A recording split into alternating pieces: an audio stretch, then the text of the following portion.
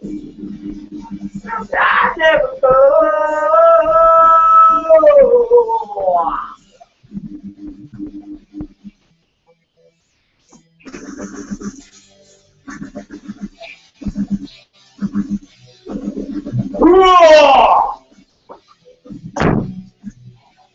Rob Black here.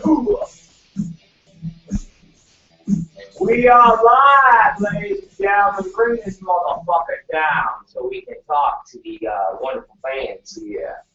Welcome. It's Rob Black, and of course, it's 8:03 p.m., and you know what time it is? It's late night with Rob Black, and we are coming at you for the next 2 fucking hours. Yes, 2 fucking hours. Not fucking around. We ain't playing a fucking game. This is the real deal. This is everything that you heard about. It's everything that you dreamed about. It's everything that you hoped would be in a night show. It's not Jimmy Fallon. It's not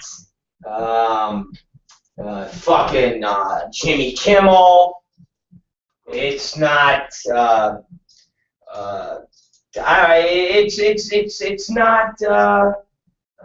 It's not Run DMC. It's not. Well, let's face it. It's not Grandmaster Flash. It's not Curtis Blow. This is the Rob fucking Black Show. And I'm your motherfucking host, okay? I'm your motherfucking host, okay? Do you know who I am? I'm your motherfucking host. That's all I can say.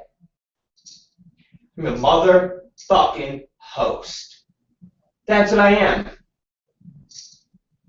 Okay? You fucking host. That's what I do. I host a program better than anybody out there. Okay? That's how fucking good I fucking am. That's all I got to say. Some people call me Roberto Negro. Some people call me El Diablo. Sometimes they call me Felipe. Have you ever heard that term? Felipe? Yeah. Sometimes they call me Felipe. But my close friends and my girlfriend call me Delicious. Yes, delicious. Oh, man.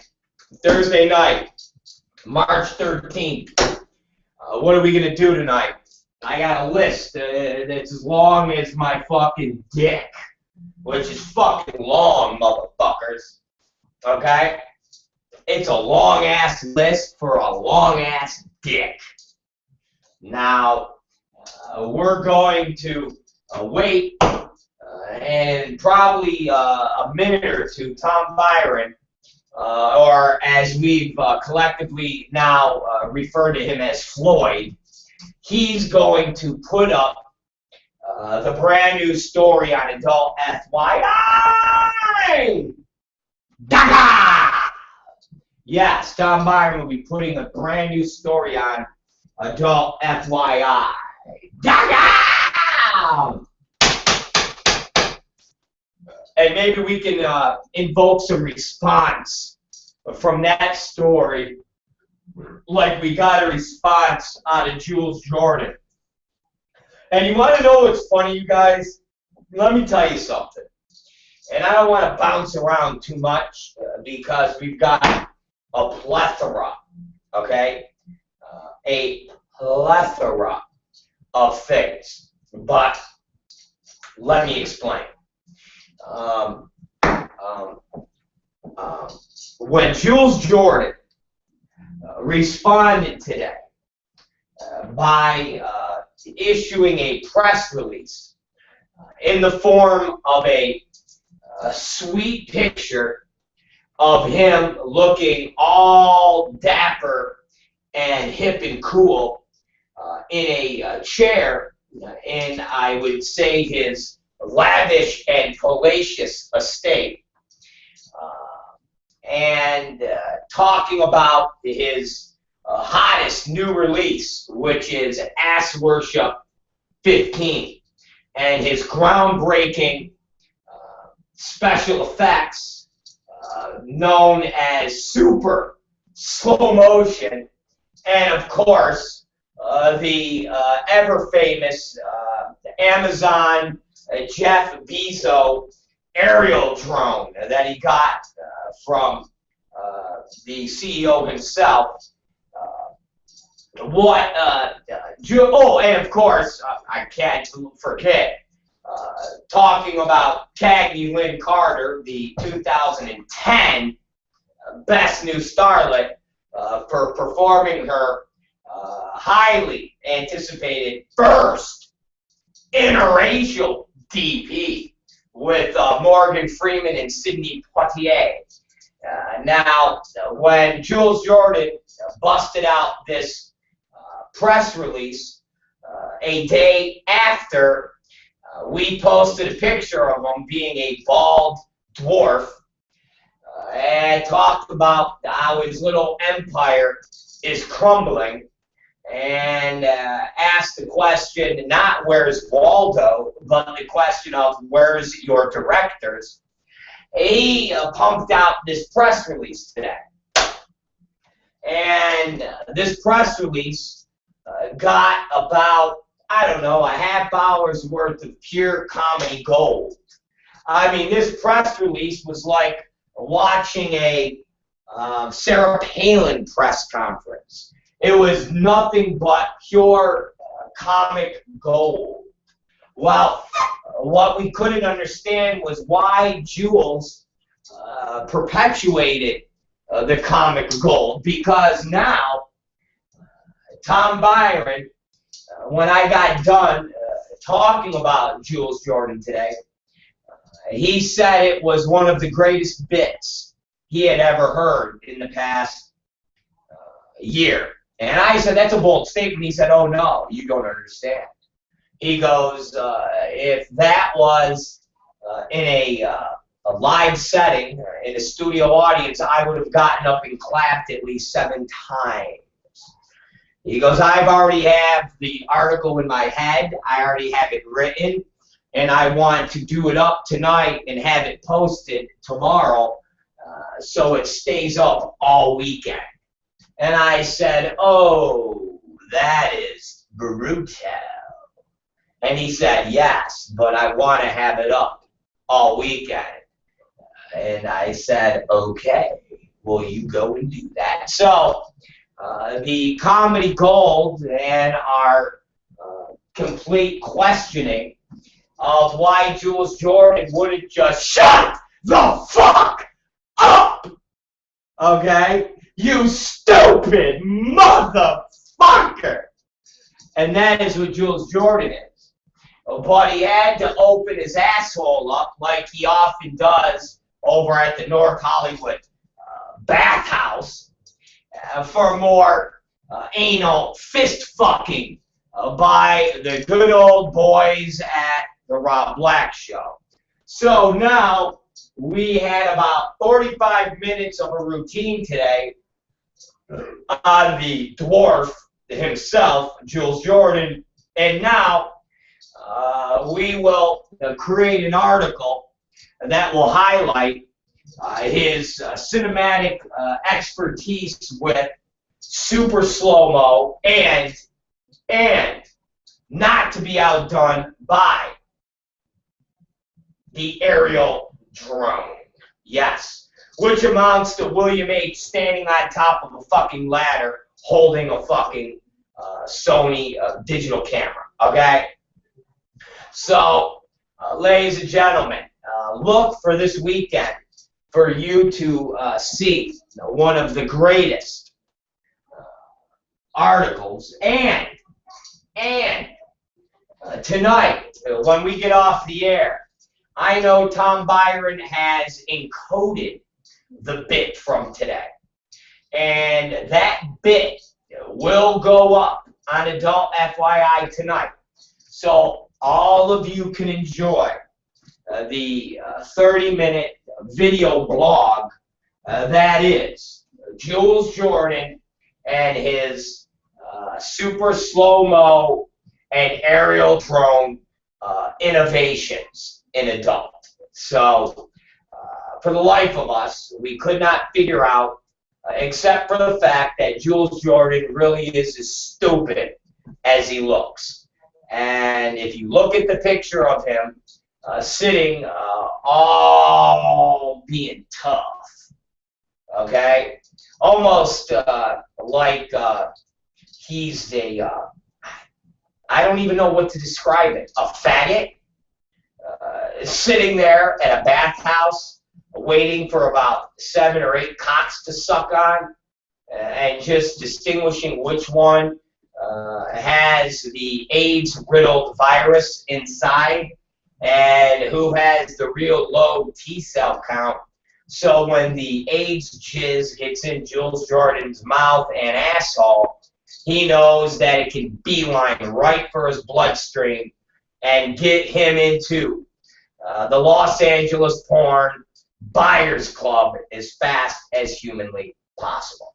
So, ladies and gentlemen, you will be looking forward to that, and that will go up sometime tomorrow night. So it will appear all weekend. Yes, all weekend. Yes, all weekends. Yes.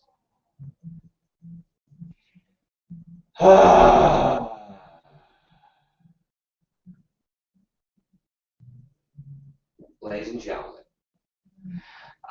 the next order of business is the article that is up there now.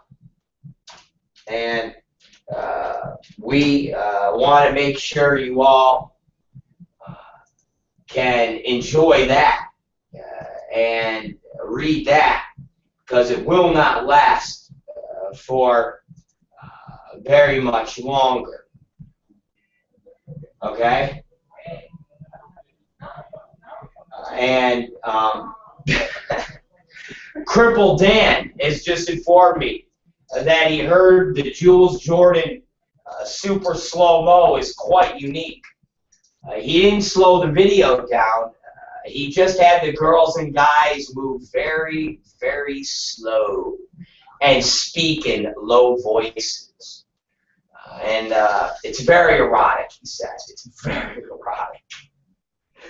So basically the way they did it was, oh,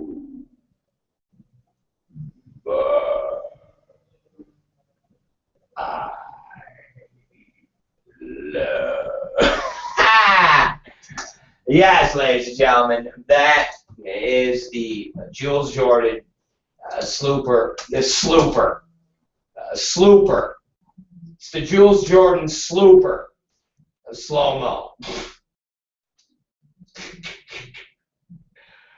Oh, God, it's classic. Come on, man. It's classic stuff. Anyways, so here's what I'm saying. No bullshit. What you gotta do, okay? What you gotta do is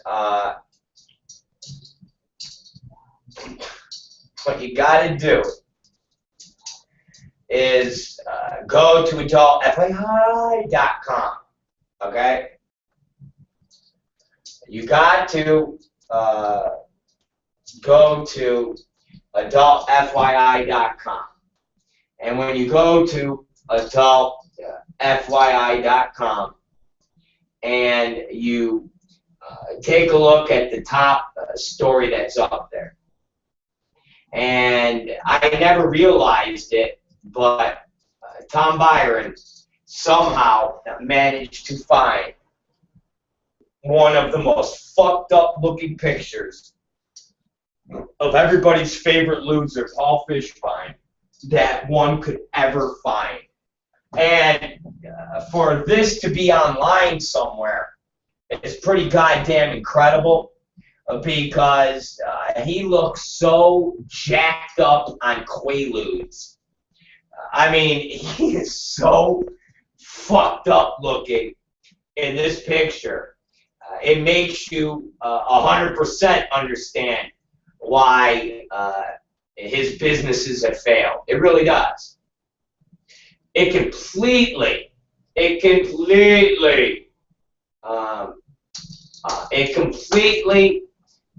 explains why his businesses have failed, and it's pretty amazing. Now when I go to Adult FYI and I click on and look for the story, it's gone. It's not the top story anymore. Why is it not the top story? Because now Tom Byron has another creepy, ugly douchebag. And he's now on the top story, and that's Stevie J. Yes, Stevie J.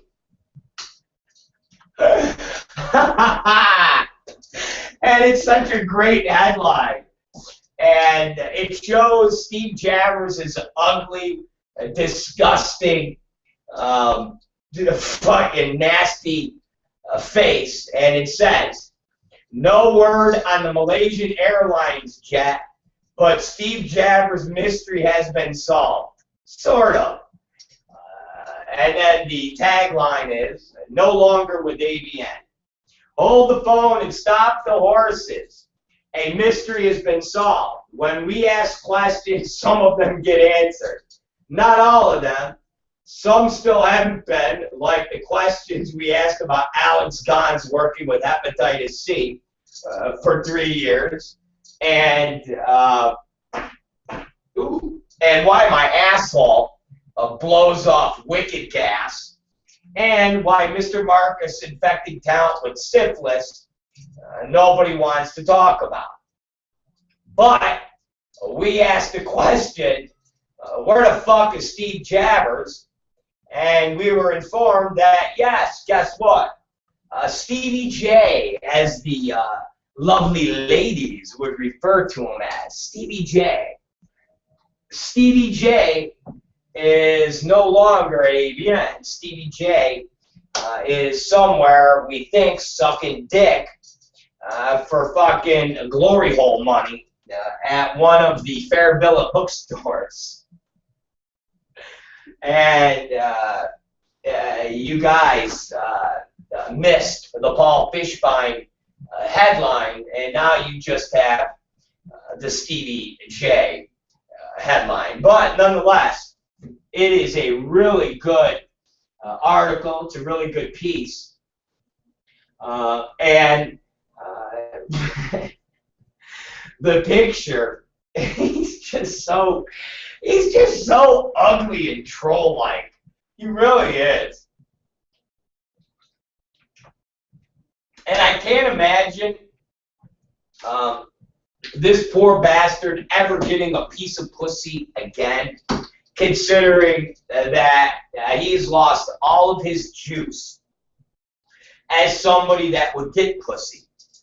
And now that he's no longer at a company that basically trades out blowjobs and ass rimming for awards, he's going to be fucking just shit out of luck.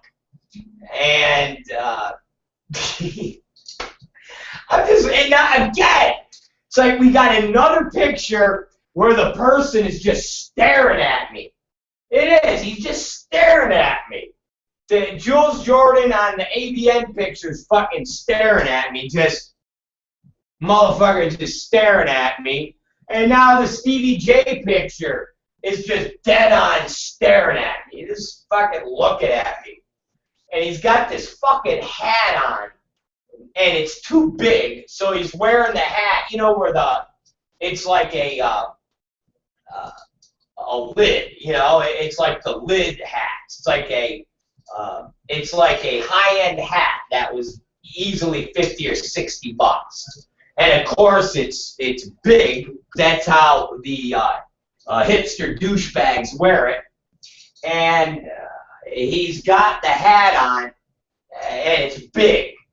And he's smiling with this smirk, like he used to give me when I would see him, with this shitty-ass smirk that I wanted to slap off his face with my dick. And I'm looking at his shitty-ass smirk, and he's got his little fucking glasses on, and his little beady eyes are just staring at me. These little fucking beady eyes. And they're just fucking staring at me. And he's looking at me. And I need to get some fucking tape somewhere. Okay? I need to get some fucking tape and put it over this monitor so I'm not staring, or he's not staring at me with that fucking smirk. And he's just, and even the picture, you guys got to look at it, because he's positioned sideways, so it's not he's like this. You got to look at this picture. He's all like, what a fucking douche. He's like this. What a douche. He's just a douchey douche. Look at him. Well, douchey douche is now no longer at the pussy magnet job, and he's out there somewhere. Now, I guess the next mystery is going to be, where is Steve Jabbers? Where is he?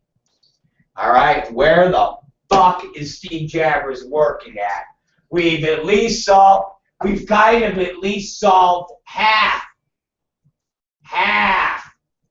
the question, which is, where's Steve Jabbers from ABN? Okay, so at least we figured out that he's not at ABN. Okay? All right?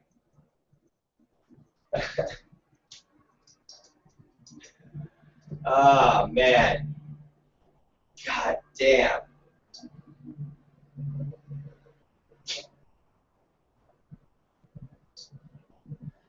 Oh, God.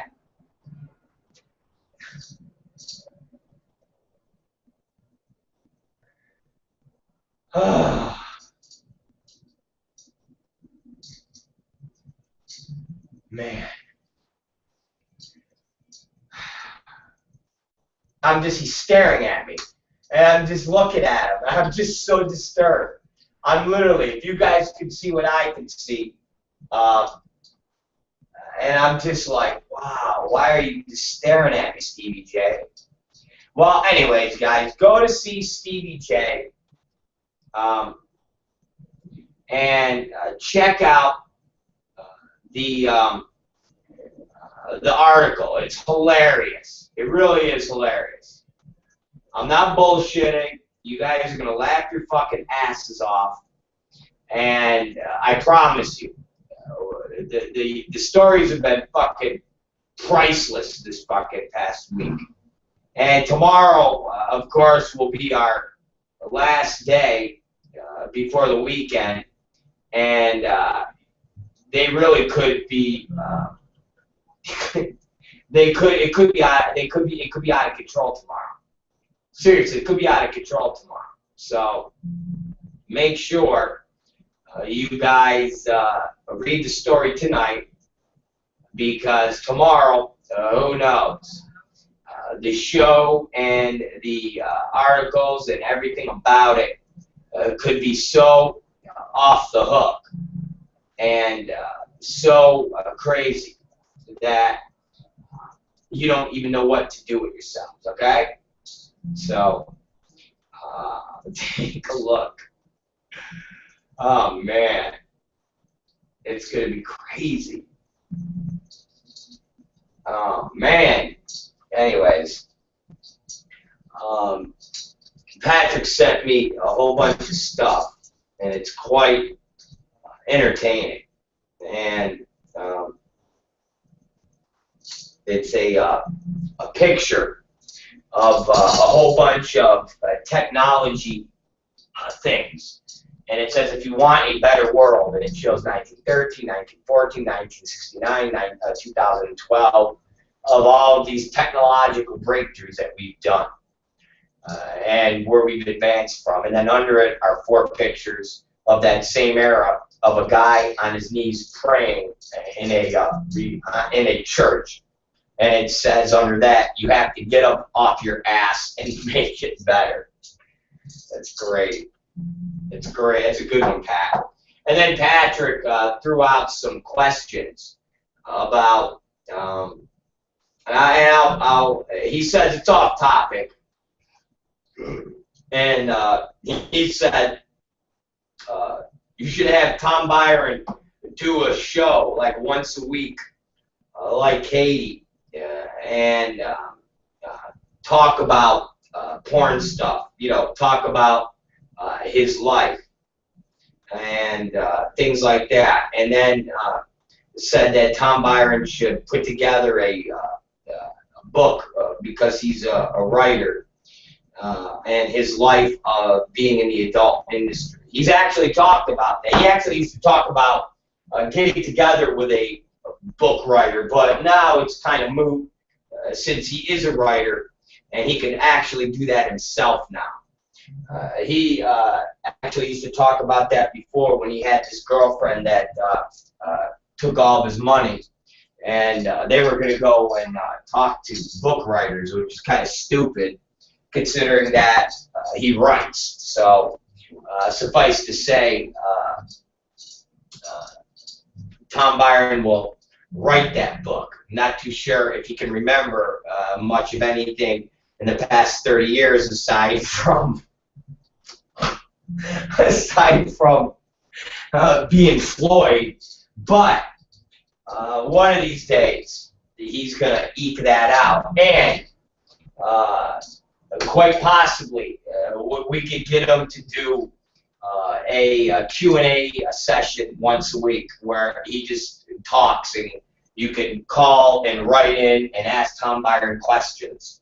And it's called Ask Floyd, and he'll answer your questions. So you're like, hey, Tom, what was it like to work with Gloria Leonard? And he'll go, it sucked because she was old back then.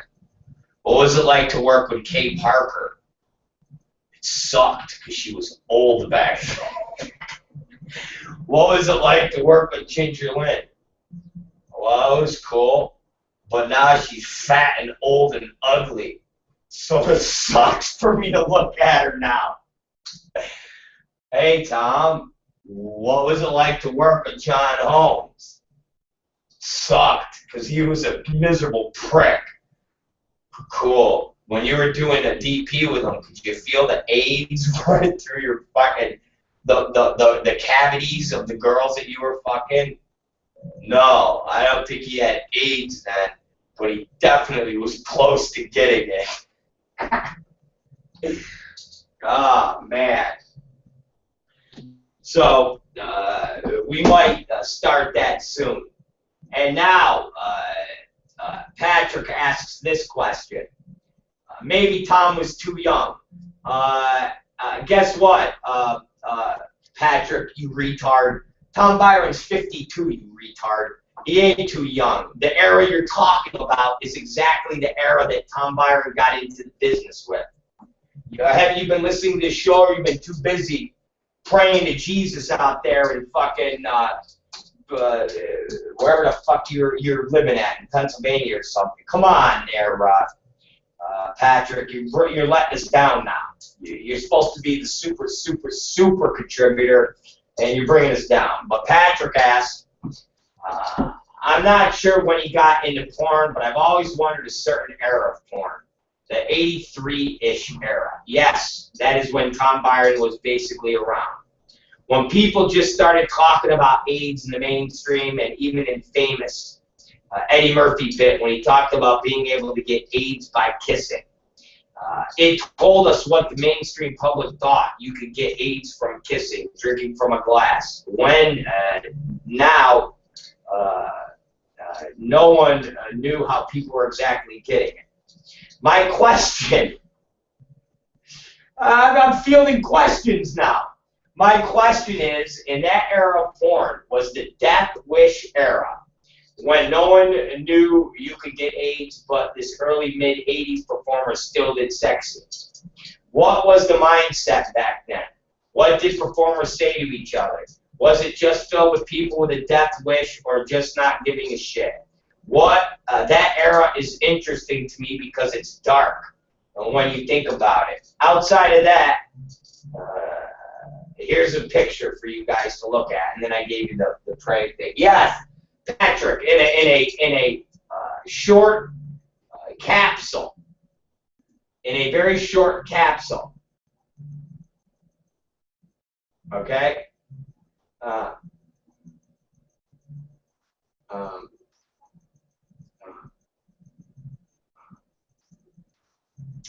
In a short capsule, the era that you're talking about is a very dark era, and it is exactly what you explained. And I'll give you some. I'll give you some little fodder here.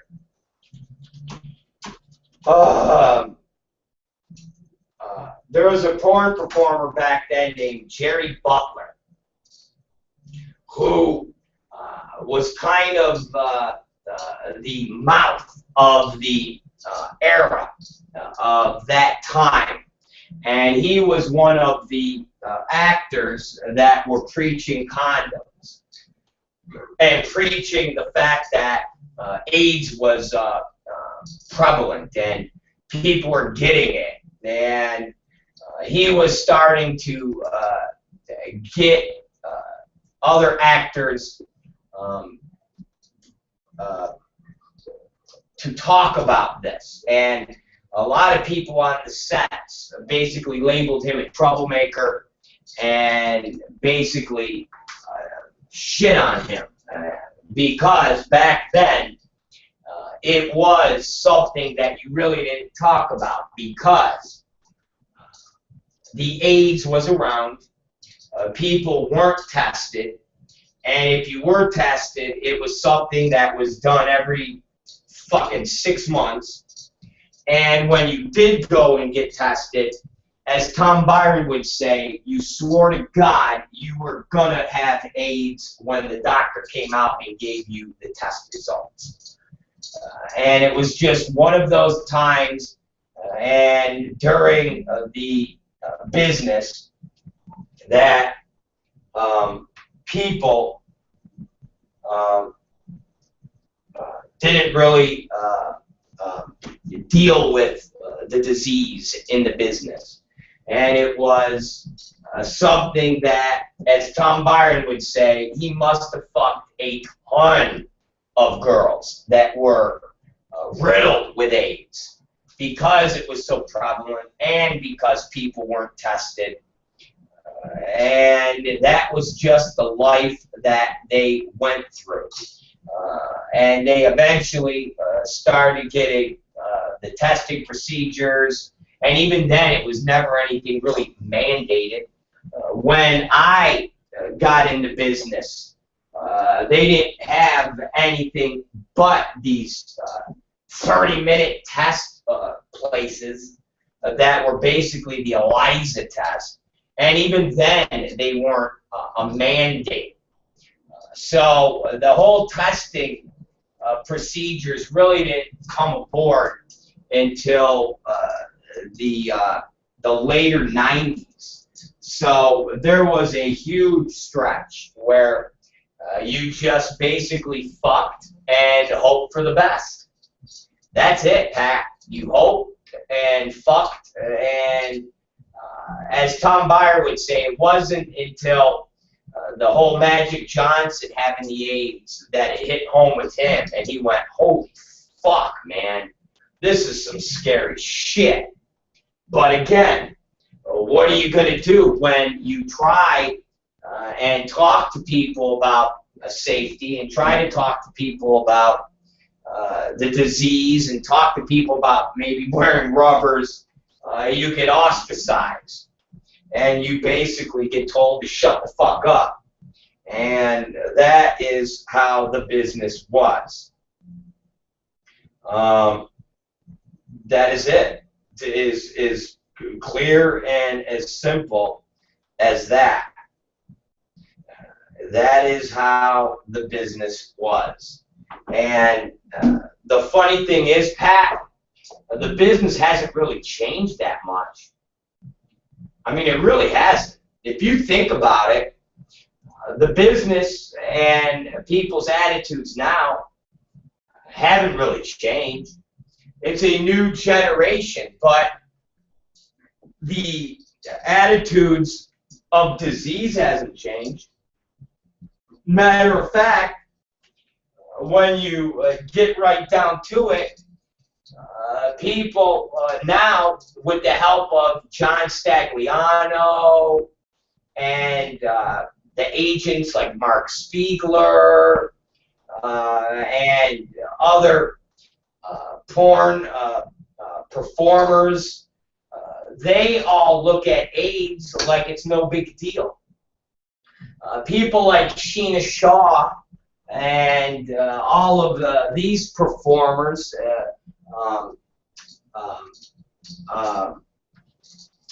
the girls that work at Evil Angel, from Francesca Lay, who does cum swapping with transsexual talent up at Kink, Dana Diarmond, all of this talent, they have no problem with basically looking at AIDS as something that, it's manageable. It's a manageable disease. It's like having herpes.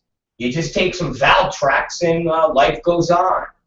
And John Stagliano is beating that into people's heads, literally, that AIDS is nothing to be afraid of. AIDS ain't a big deal. And as long as you take a pill a day, it keeps the AIDS away. So the talent of today basically have the attitude of, the worst comes to worst, I get AIDS, and then I just take a pill like John Stagliano, and I'm fine. And so basically, today, you have so many STDs. I mean, every other day, talent is coming down with gonorrhea or chlamydia, or everybody's got herpes. Everybody's got herpes. Every single fucking movie that comes out, there's at least one scene in it that you can look and see that one of the performers has visible herpes sores. But the guys will tell you it's a razor burn, a razor bump, a razor rash. No, that's a herpes sore. Okay? The girls will tell you, oh, that's razor bumps. No, you have a herpes outbreak. But hey, as long as John Stagliano and people like Sheena Shaw and Dana Diarmond and Dana Vasfoli and Mark Spiegler, as long as they all perpetuate that John Stagliano is perfectly cool and AIDS is just nothing more than taking a fucking Advil, then who fucking gives a shit? And all the other diseases, you take a fucking shot of penicillin and you're clear. So a little AIDS ain't gonna fucking kill you. Look at Stagliano. He's been alive for 17 years.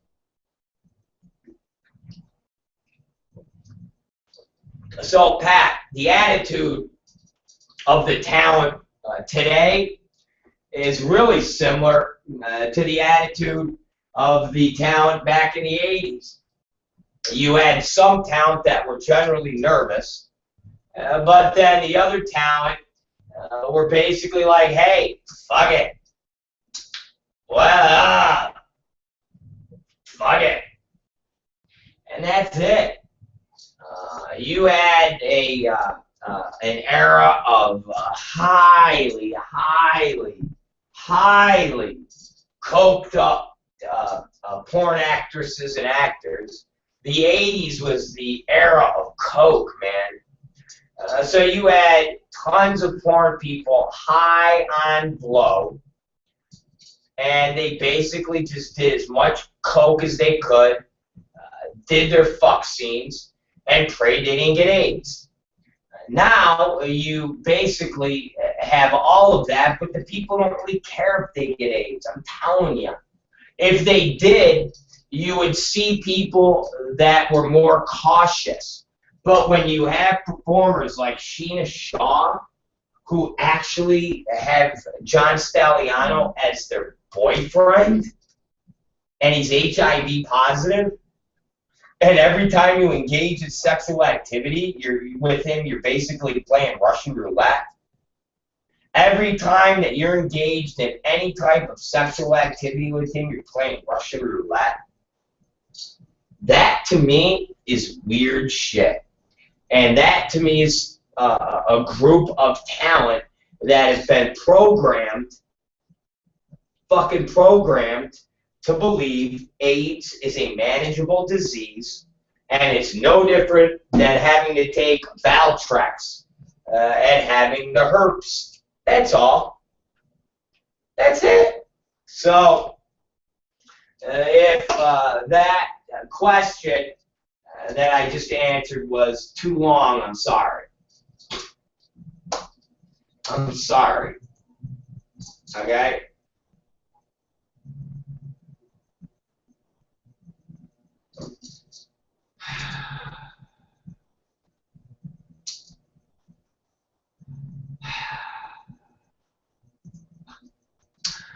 Oh, man.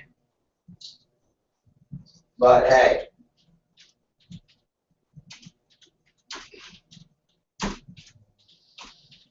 What can I say? If our things are a little bit long, but it's a question that you asked that, guess what, had to be answered. So, there you go. And Patrick just said, I remember in the early 90s, Jerry Butler would be on talk shows all coked up. And I have another quick question, since you're on the topic. What, in your opinion, on Jerry Butler's book, Raw Talent? Ron Jeremy always brings that up as one of the two things that pissed him off with the business. The other was John Holmes' fucking Cicciolina from Italy. What do you think of that book? I never heard Ron Jeremy's talking about Jerry Butler's book.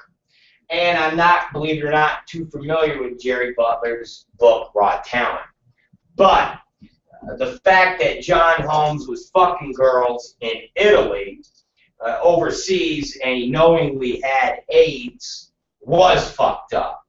And the fact that people in our industry still hold John Holmes in some type of regard as being a great man when what he did was deplorable, and the fact that he would fuck talent knowingly, having HIV, AIDS, and basically very well infecting these people. That was horrible. And the fact that you have people that are actually all right with that. People that are actually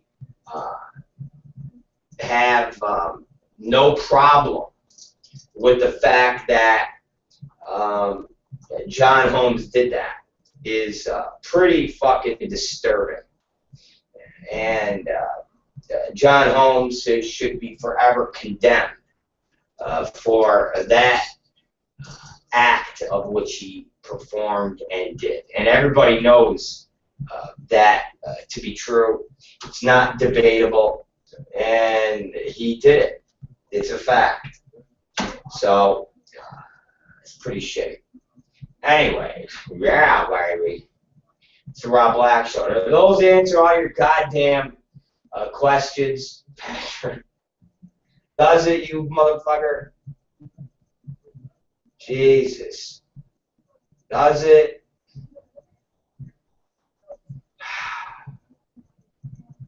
Does it? I hope so. I hope so, God damn it.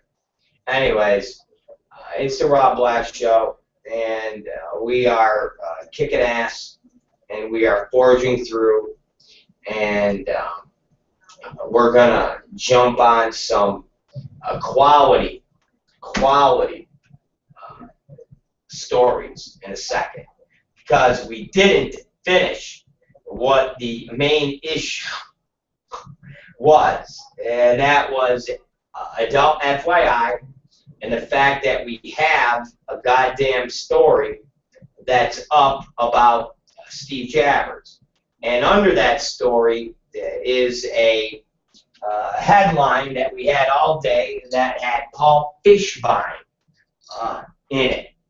And the fact that Paul Fishbein, being king of the fucking losers, king of the failures, and the fact that he had a business called X360 that was supposed to be the biggest thing in the adult business. And he had Showtime contracts. And he had all these great things. And at the end of the day, the X360 has now turned into Adult Insider. And when you go to Adult Insider, the fucking thing hasn't been updated since last year. And it's obvious that X360 was a complete failure, just like his Adult Insider is a complete failure. And now he is playing around once a month on Steve Hirsch's complete failure, which is Vivid Radio on Sirius XM. Sirius XM and Vivid Radio have been nothing but been a colossal failure for that company. It's been a way for Steve Hirsch somehow to live out his fantasy of being Casey Kasem or Man Cow, or him and Paul Fishbein being the new Mark and Brian. But basically what they are two failures. And Steve Hirsch is still riding high on the success that Bill Asher gave him. And he is squandering any remnants of success all the way. And eventually, mark my words, Steve Hirsch is going to colossally fail. I know it's hard for you to fathom because Vivid and the brand is so big, and Steve Hirsch has got so much money buried. But trust me, he's been digging into that treasure, and he's been laying that money out because every entity that he has is not making money. Okay? He's not making money.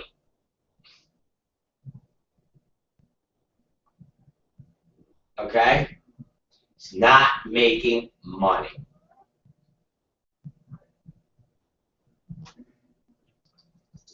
Let's face it, man. He's not making money. Have you seen Vivid TV? Nope. Do you see where Vivid TV is? Nope. Do you hear Time Warner and Comcast Cable going into deals with Vivid Entertainment? Nope. No. There is no Vivid TV. Vivid TV amounts to Vivid Ball Sack.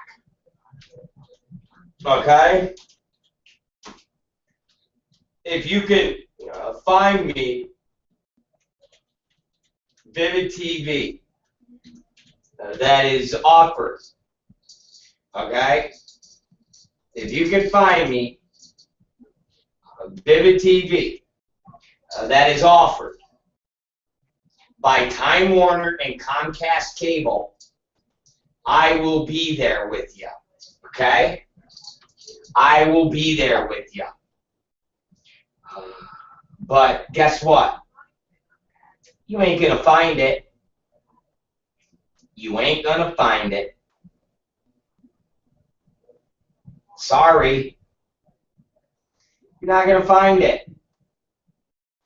You're not gonna find it.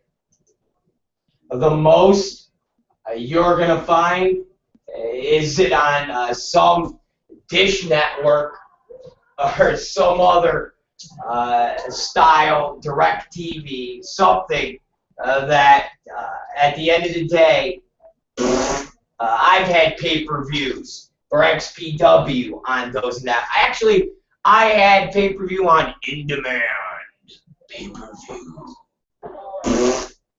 Okay? There ain't no fucking money with Dish Network or DirecTV. That's not fucking Vivid TV. That ain't having a fucking... That ain't Larry Flint, baby. Okay? That ain't fucking Larry Flint. That ain't something that is on Time Warner television. Okay? Okay? Google TV. Vivid TV has good. Yeah, everybody has that. The big fucking deal. Next. Next. Okay? Next. Still waiting. Exactly. There is no Vivid TV. Sorry, guys. Sorry. Every fucking thing they have, everybody else has. That's it.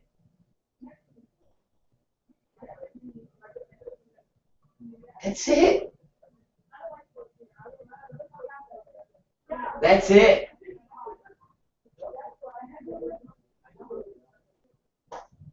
Sorry.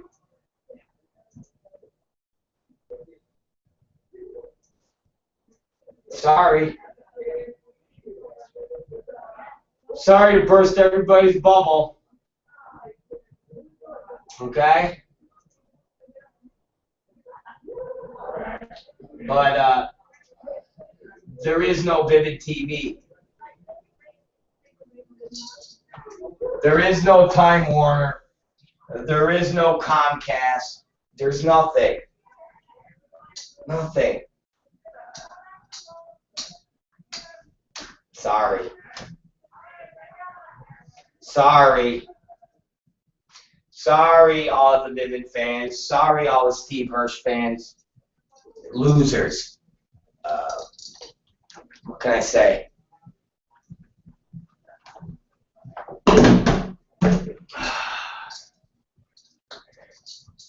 you will watch Steve Hirsch and his little empire crumble more and more and more and more and more and more and more and more and more and more and more. And that, my friends, is a fact. That, my friends, is a guarantee. That, my friends, is the beginning of the end. So take a look at the Fishbein story, because that is, by extension, Hirsch's little butt boy. That's his little radio partner, where they fucking blow each other on the radio, being Mark and Brian. So check that out. And then read Stevie J, and then you'll have a big old fun time. So Rob Black Show, guys. We're going to take a break. It's 9 o'clock. It's 9 o'clock. And Patrick, yes, John Holmes was involved in Wonderland. Of course he was. And they've got a whole bunch of great movies out about his involvement in Wonderland. If you go and watch the movie with Val Kilmer, it's an awesome movie, and it is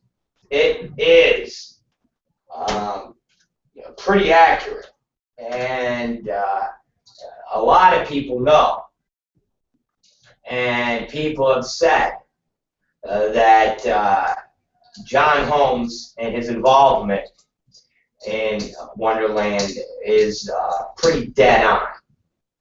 And that guy, Eddie Nash, was really in the streets of LA, meaning he really was a player in the nightclub scene and the drug scene, and he was pretty prominent out here. That is the truth. Tom Byron used to actually party at some of Nash's places. That is God's honest truth. So that is a pretty truthful portrayal of the John Holmes and Wonderland murders. And yes, guess what? That really did happen. And yes, that motherfucking John Holmes was part of those murders, and it's real, man. And if you want, check out the movie Wonderland with Val Kilmer. God, who else is in the fucking thing? There's a couple other Dylan, who is it? Dylan Dermott, not Dylan Dermott, but I don't even know, one of the other fucking guys. Anyways, go check it out. It's Wonderland, and that is what it is. All right, we're going to take our fucking break now. God damn it. Okay. We're going to go and take a break. And we'll be back in about 5 minutes. If you guys could possibly hang in there and not cry like little whores. And when we come back, we'll get into some interesting mainstream shit.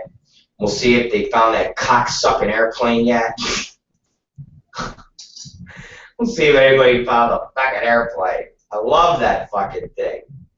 Nobody can find a fucking airplane.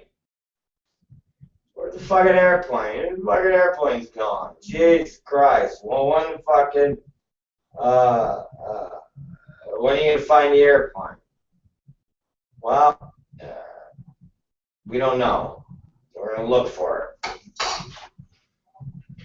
and we'll find it.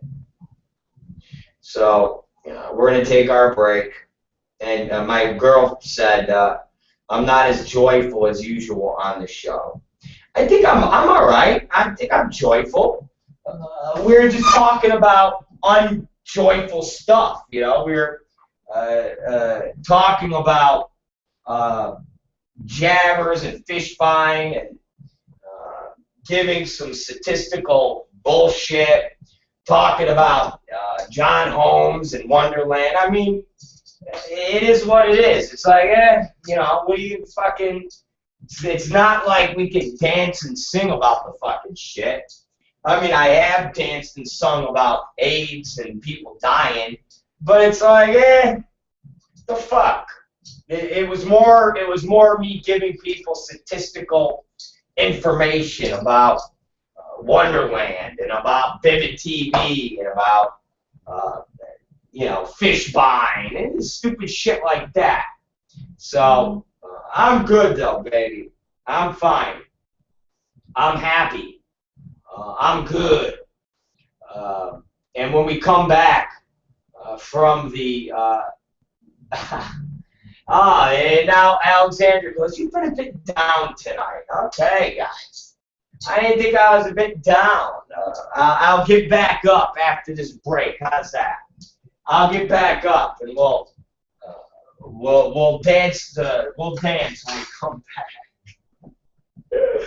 Anyways, it's the Rob Black Show, and when we come back, we're gonna dance and we'll go and do our thing. So let's go out with style here and listen to an older show. And when we return, we'll dance. How's that?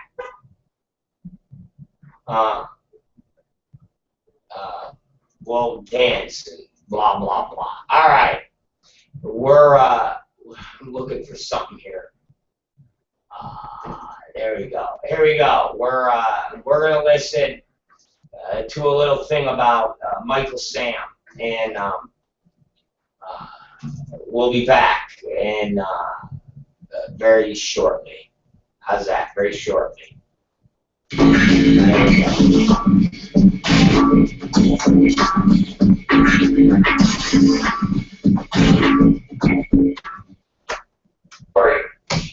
There's a girl who is made the first historic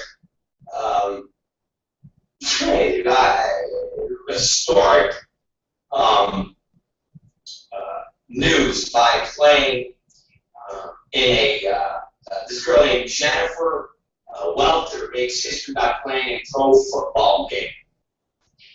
And it was football history was made rather quickly over the weekend in Texas.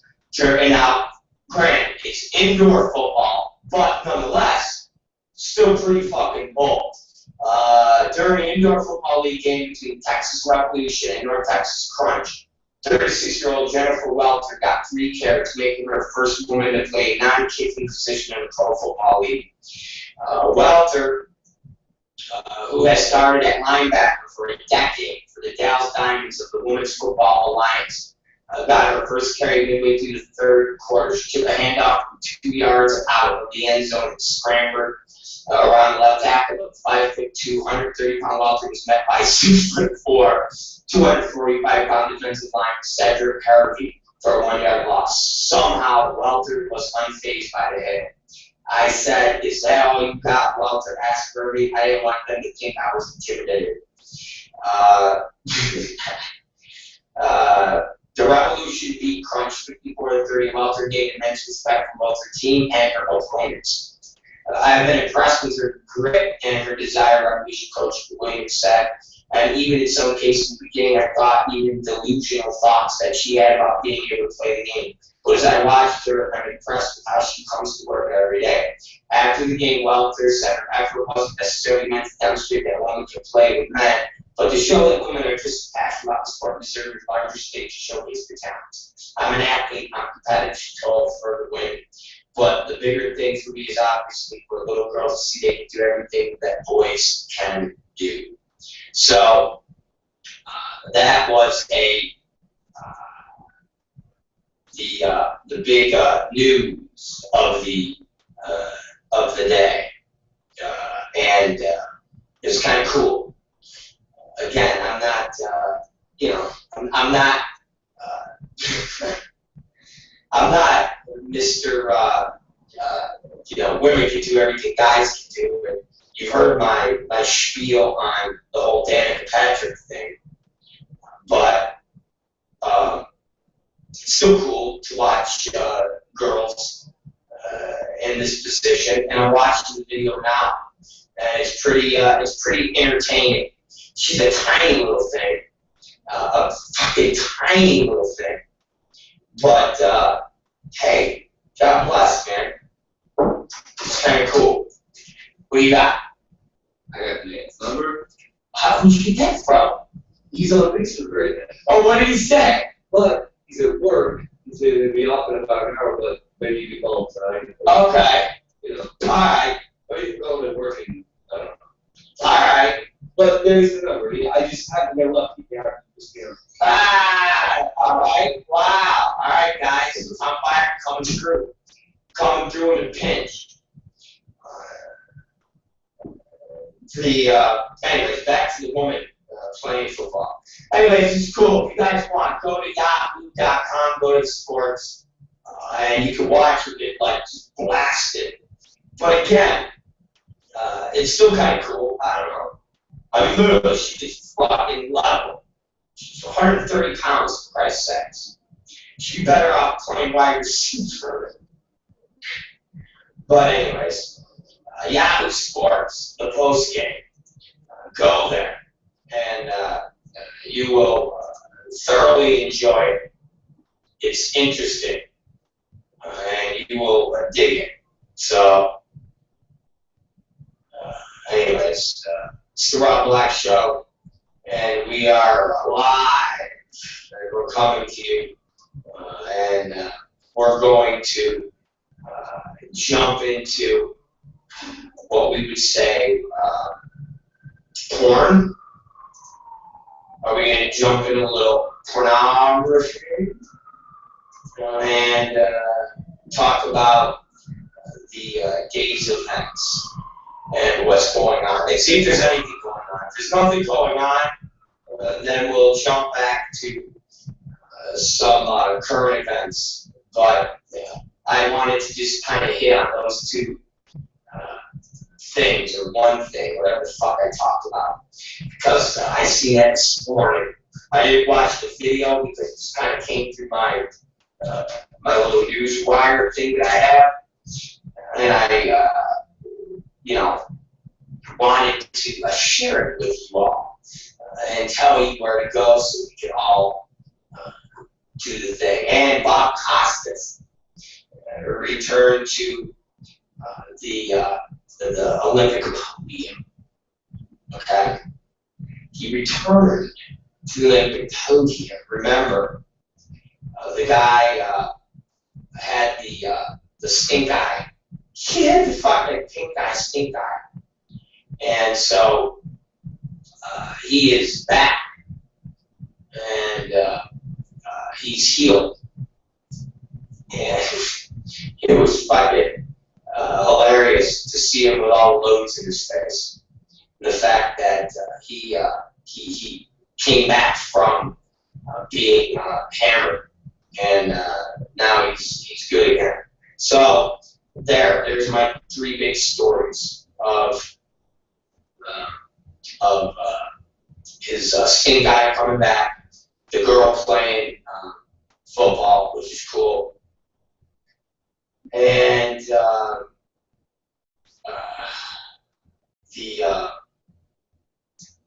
the fact that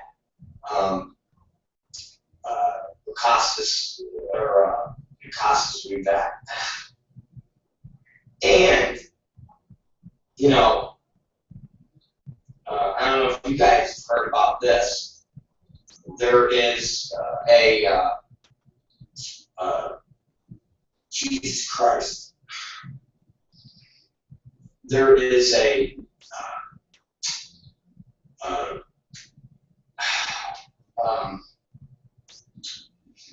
controversy for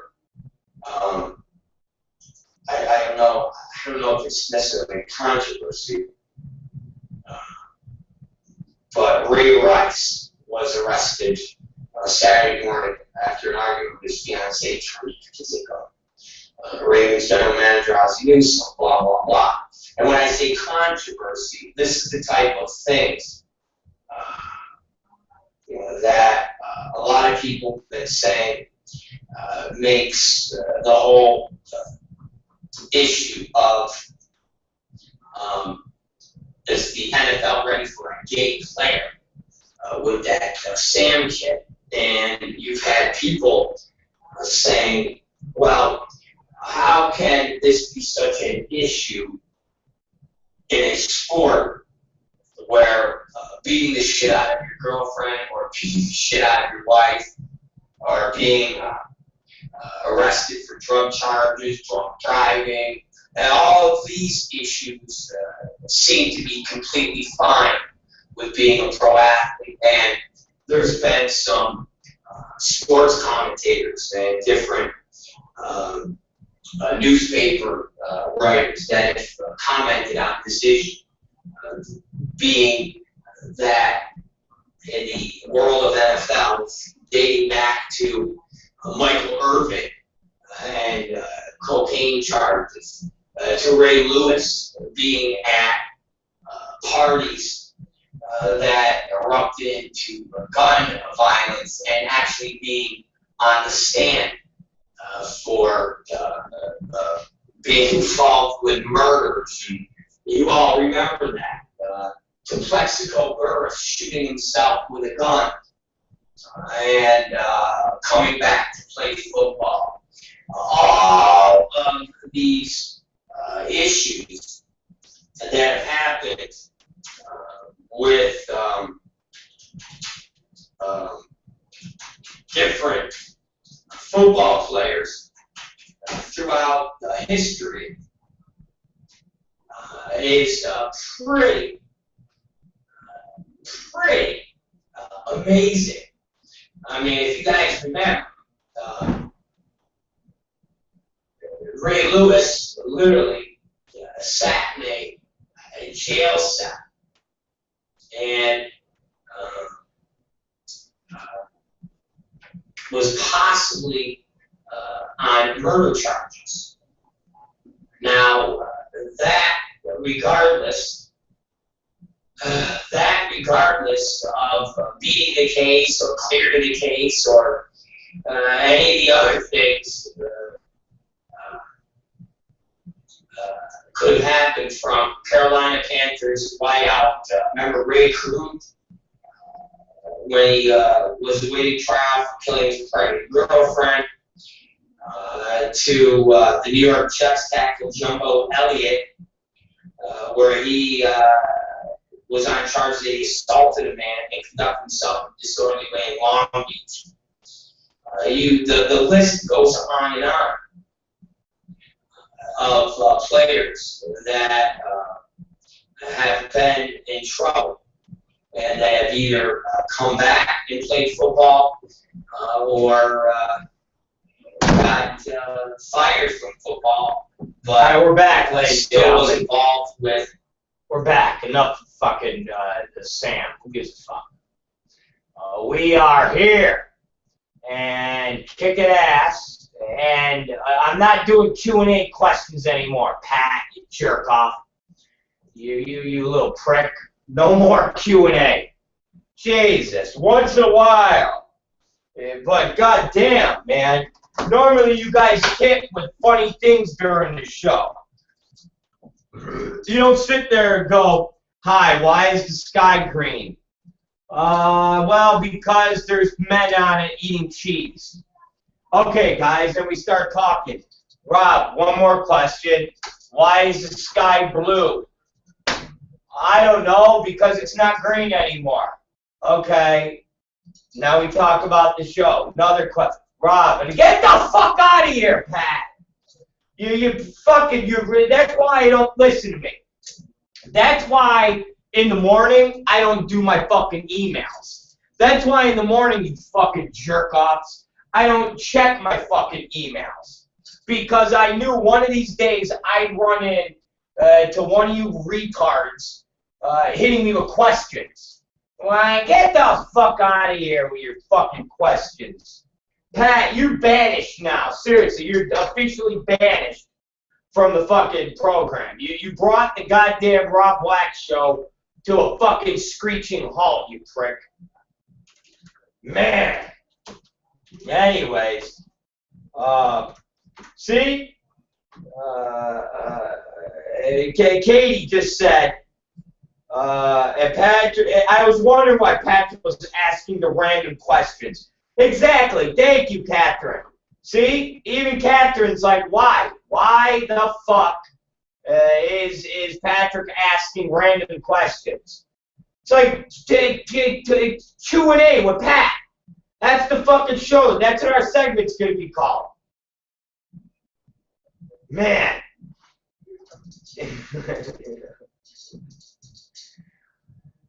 God.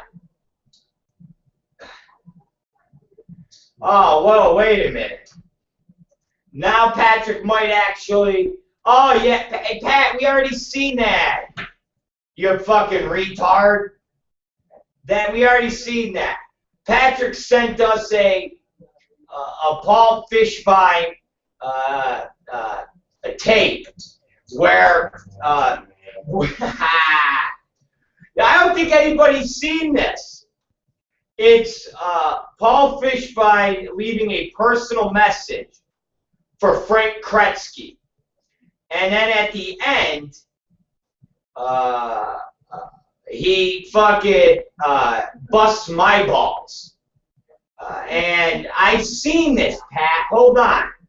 Somebody like Rob Black that'll make me seem normal. Okay, bye. See? Awkward and weird, and hopefully there's like somebody like Rob Black that'll make me seem normal.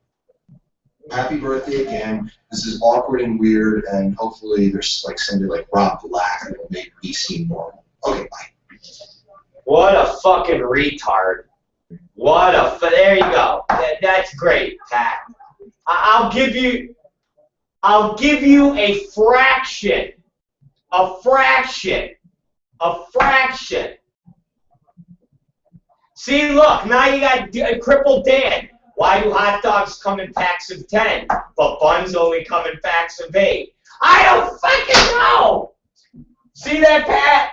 You right now you got all the rest of the fucking Rob Black show giving me and asking me stupid questions in tribute to you, Pat, because you asked me 5 fucking stupid questions in a row. That, you know what, Crippled Dan, you know what, I don't know. I don't know why hot dogs come in packs of 10, but buns only come in packs of 8. Maybe you should fucking I should forward your email to fucking Patrick, and then Patrick can answer the fucking question. Fucking Patrick. Jesus Christ. Man. And this fuck. And then Patrick redeems himself with a video that's 2.5 years old. Thanks, Pat. Fucking retard. You are banned, Patrick. You are fucking banned. Remember when I banned Crippled Dan from the show for a couple days? You're officially banned now, Patrick, you asshole. You are officially banned. You are officially banned. Okay? You are officially banned from the Rob Black fucking radio program experience. You're banned. You are fucking banned. You bastard. Fuck. You are banned. Fucking banned. Banned. You are banned. Banned. You are banned. Banned. Banned. I say banned you are. Banned. Banned. If you were a let me tell you something. Patrick, let me tell you something. If you were, and I'm gonna get, listen to me. I'm gonna be edgy right now, and I don't want you all to get upset, okay?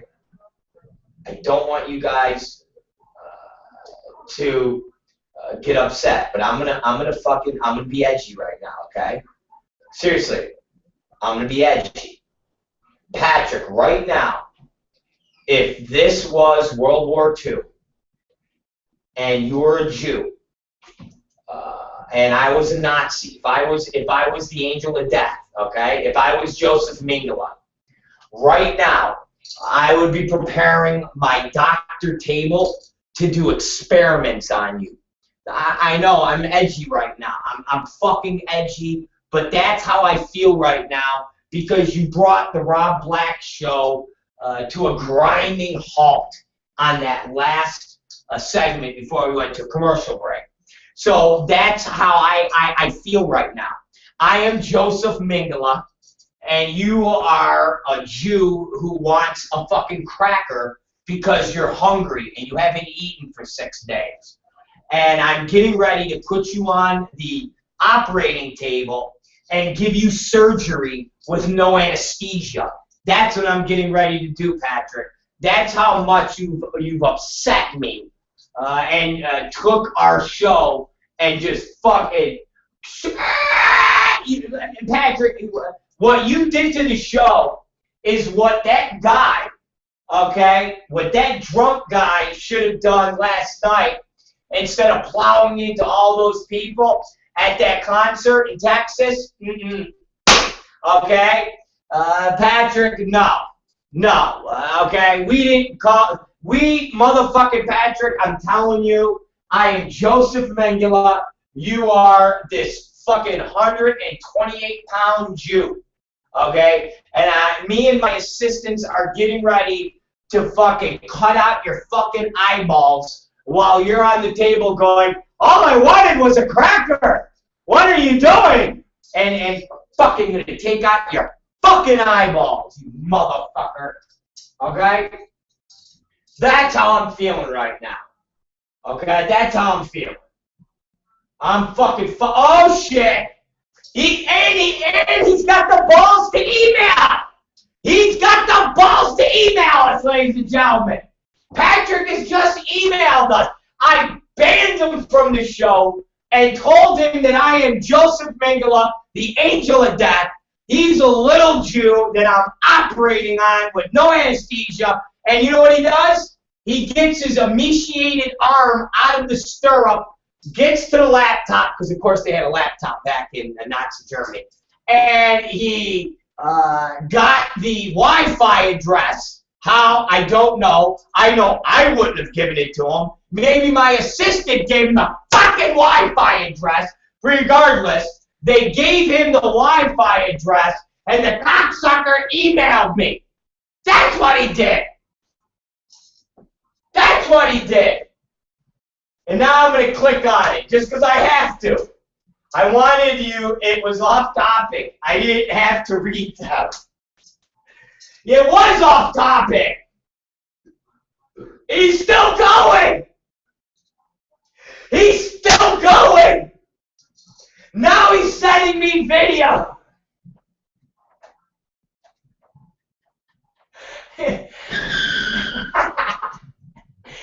That exactly, Pat. That's what you did for us, the show. Right there. That was a screeching halt, you fuck. Oh man, I cut his fucking eyes out. Alright, I'm gonna use his skin.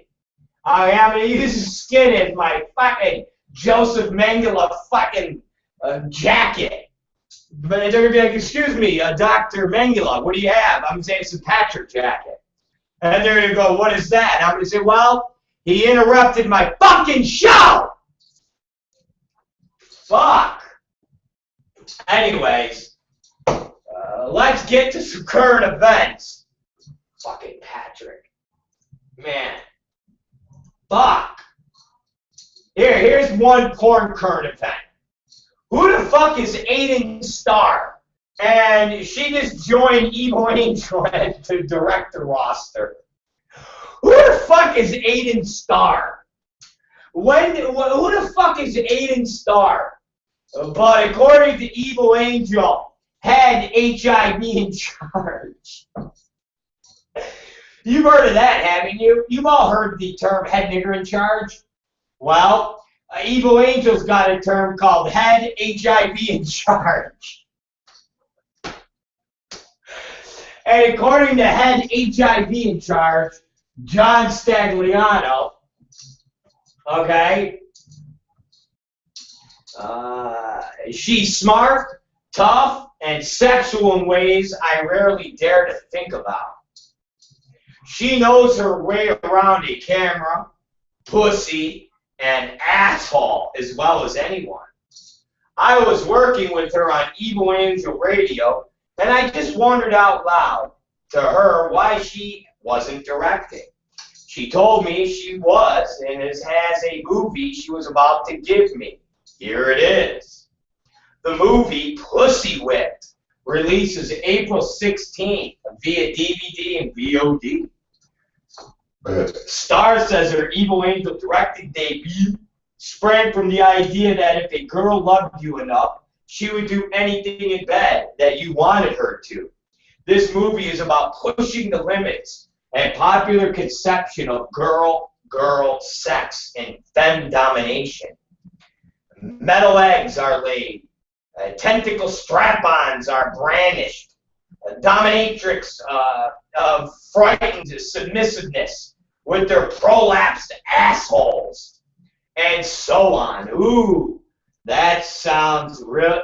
That is definitely something that when I'm sitting there with Katie Summers, I'm saying, I want to see your prolapsed asshole. Mmm, yum, yum. And of course, I'm sure millions of Americans are going to flock to this fucking bona fide hit to see some of the fucking skankiest bitches in the air. Sarah Siobhan, nasty. Bella Rossi, never heard of. Abrielle Raphael, never heard of. Dixie Comet, never heard of. Ella Darling, never heard of. And Phoenix Ascanti, she I've heard of. So basically, Sarah Siobhan I've heard of, and Phoenix Ascanti I've heard of. But these other broads I've never fucking heard of. What trash heap did they fucking crawl out of? Okay? What fucking trash heap did they fucking crawl out of? God. Wow. I mean, really? Why? Who is this person?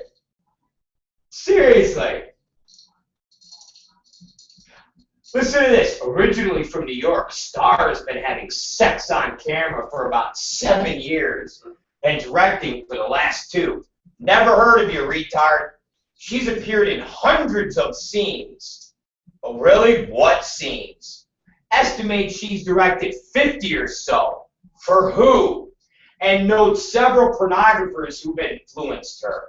I aspire to have the light, playful heart of Joey Salvera, the lush creativity of John Stagliano, the darkness of... Aiden Starr was Vicky Vale, that girl. The little... Remember? Who? Vicky Vale. That little fat girl? That little fat thing?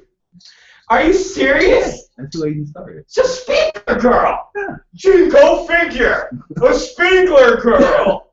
Yeah, and all Spiegler girls will do everything imaginable because they're fucking slobs. Oh my God. That's Vicky Vale.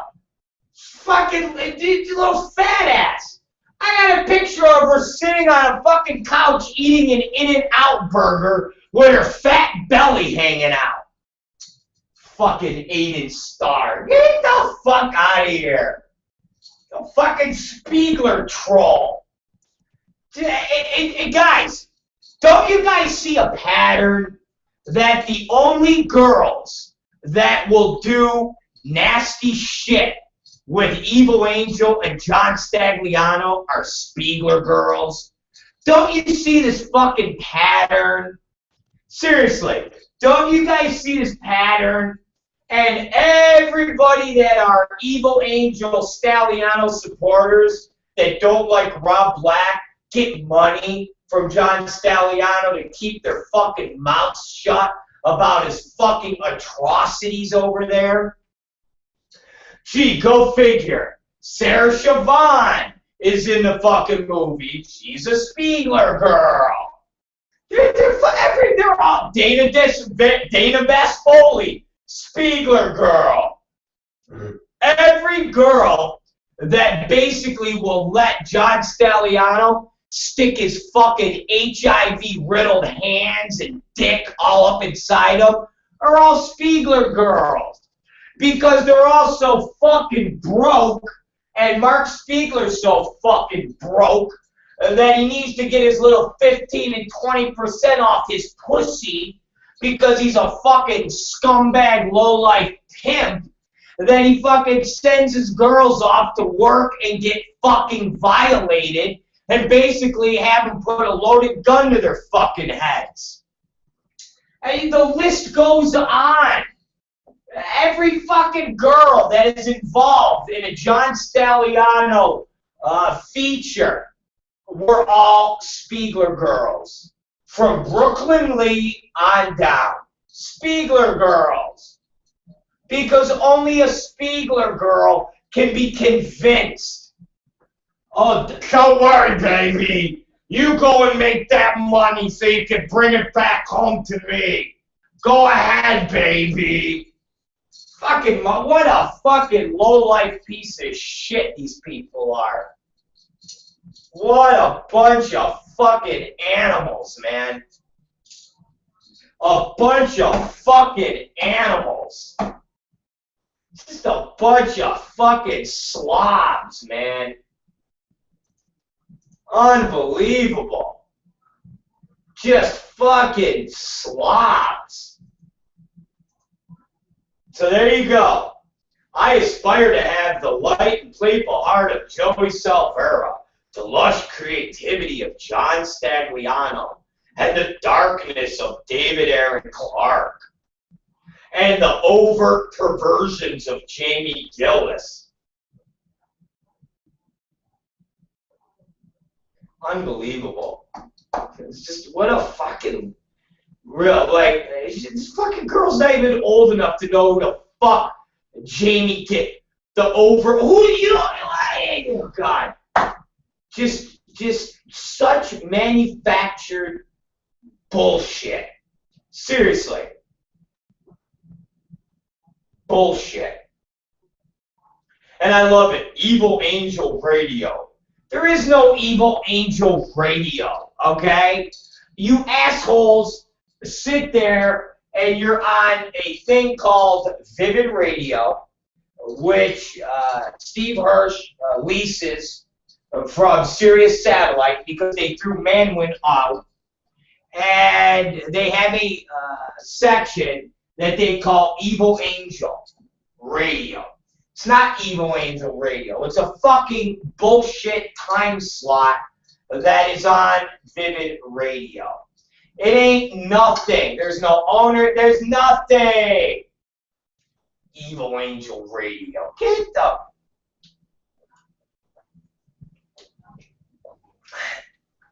Aiden Starr. Just another fucking Spiegler girl willing to be a disgusting slob. Just another fucking Spiegler girl willing to let John Stagliano fuck him. That's all. That's all. That's it.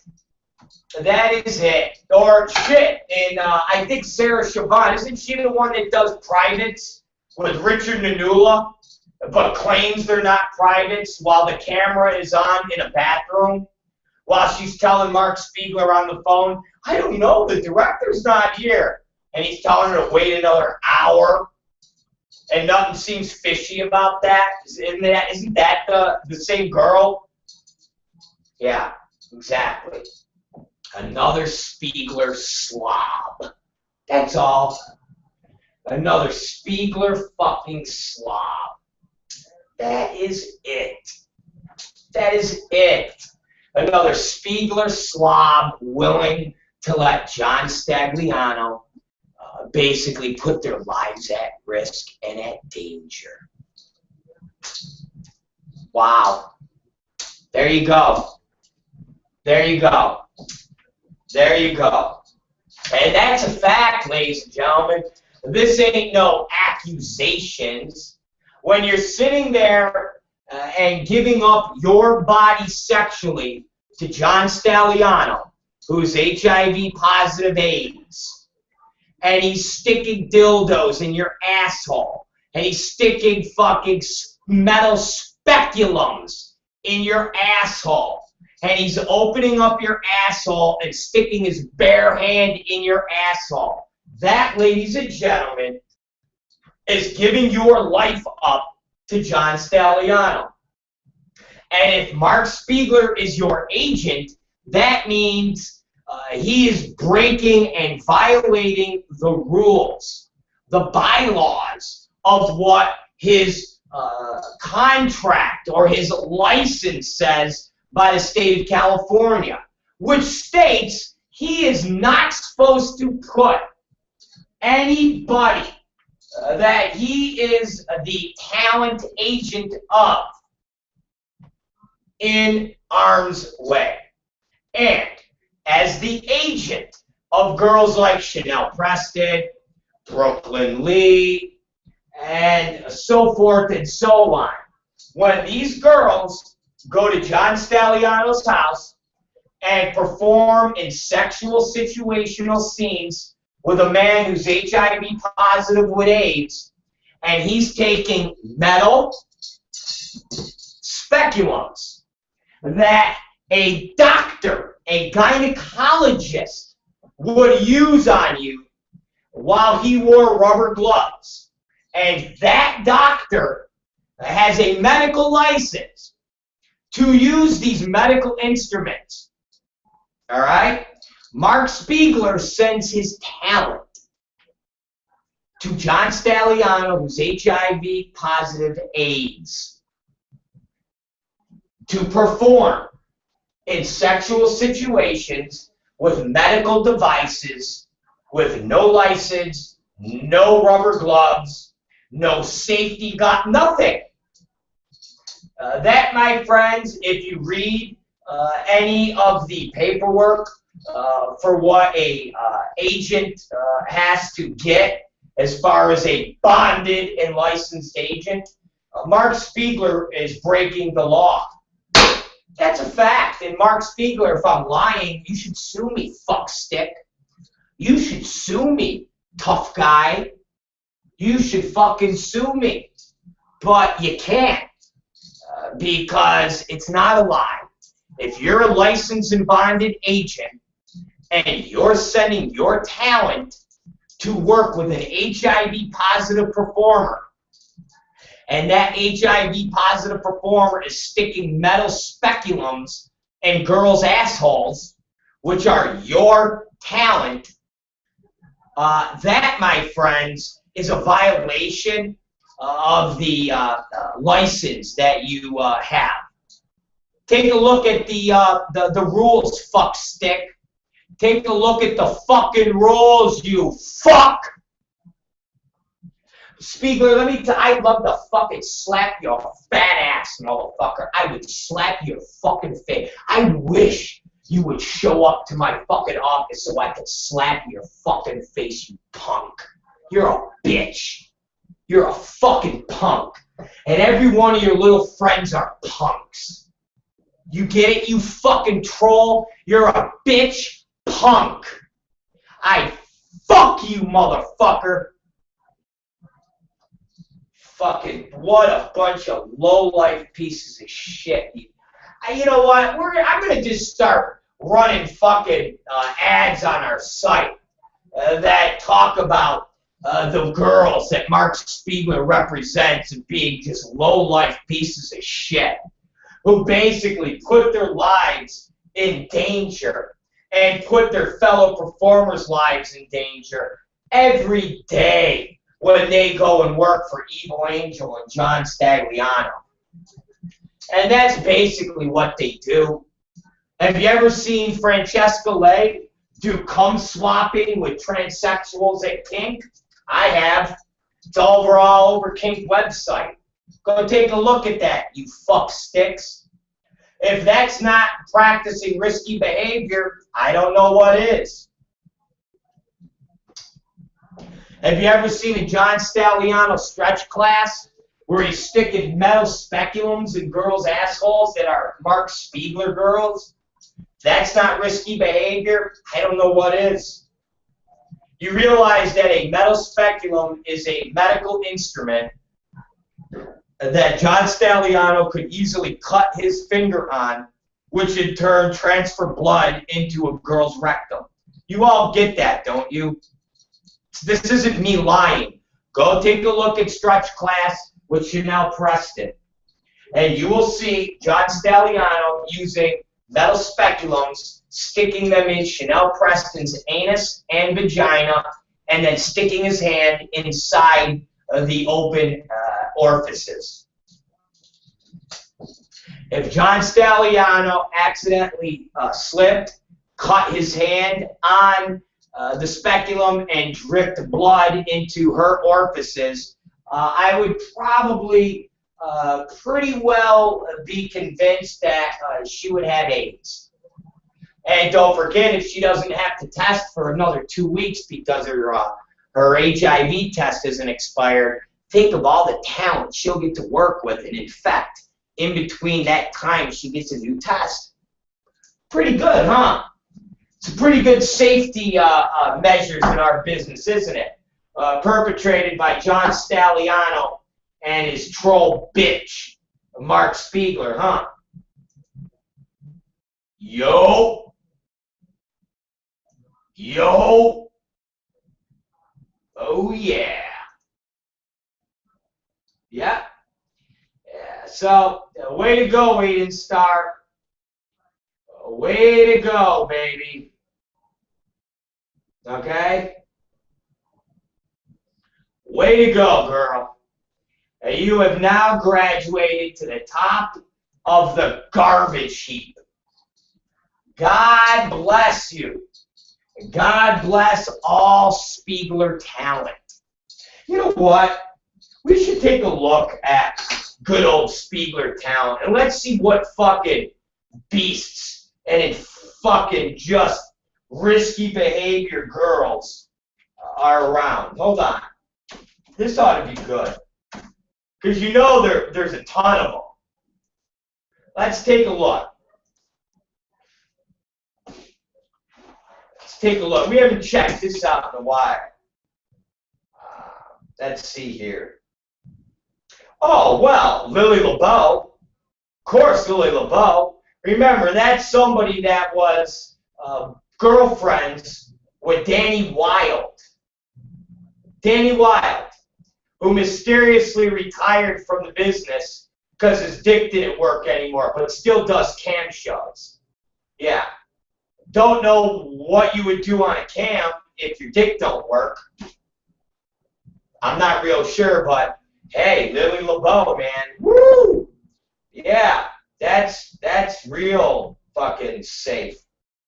Let's see, Skin Diamond. Oh yeah, she's another safe one. You could always do good privates with Victor and her. Oh, Kimberly Kane.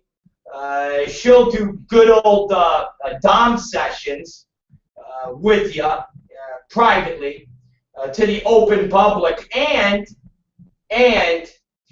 you can send your talent performer packed money on down to her, because that's where the performers basically pact, this pact that they have, this Jesus Christ, this performer style union. And when you want to send your money, it goes to Kimberly King. It's her address. Let's see. Dana D'Armando, of course. That's an evil angel girl, Sarah Siobhan, of course. London Keys, she's got to be one of the biggest fucking escorts there are. But don't forget, Mark Spiegler doesn't deal with that. No, never. What are you? This is just a fucking cavalcade of fucking disease, man. Seriously. It's the cavalcade of disease. Sarah Siobhan, look at her. Yeah. Awesome. Yeah, listen. Let me tell you something. You work with any of these fucking Spiegler girls, you better fucking, after you get done, dip your body in fucking bleach to clean off whatever the fuck disease they put on you. Seriously. Seriously. Just a fucking wealth of just nastiness, man. Just a wealth of nastiness. Dana Vasfoli. There's Dana Vasfoli. She does trainings and does guys from the business that are working with other talent. I know. Remember, we don't do risky behavior in the adult business, guys. Oh, no.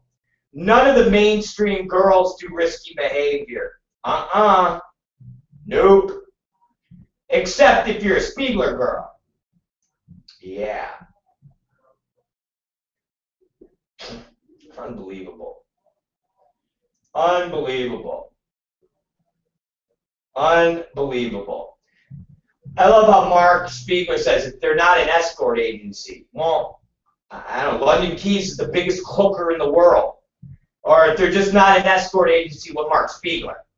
Which one is it? Unbelievable.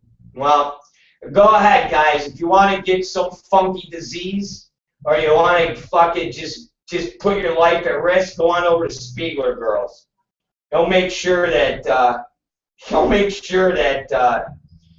one of these prime candidates can at least let you run the risk of getting fucking diseased.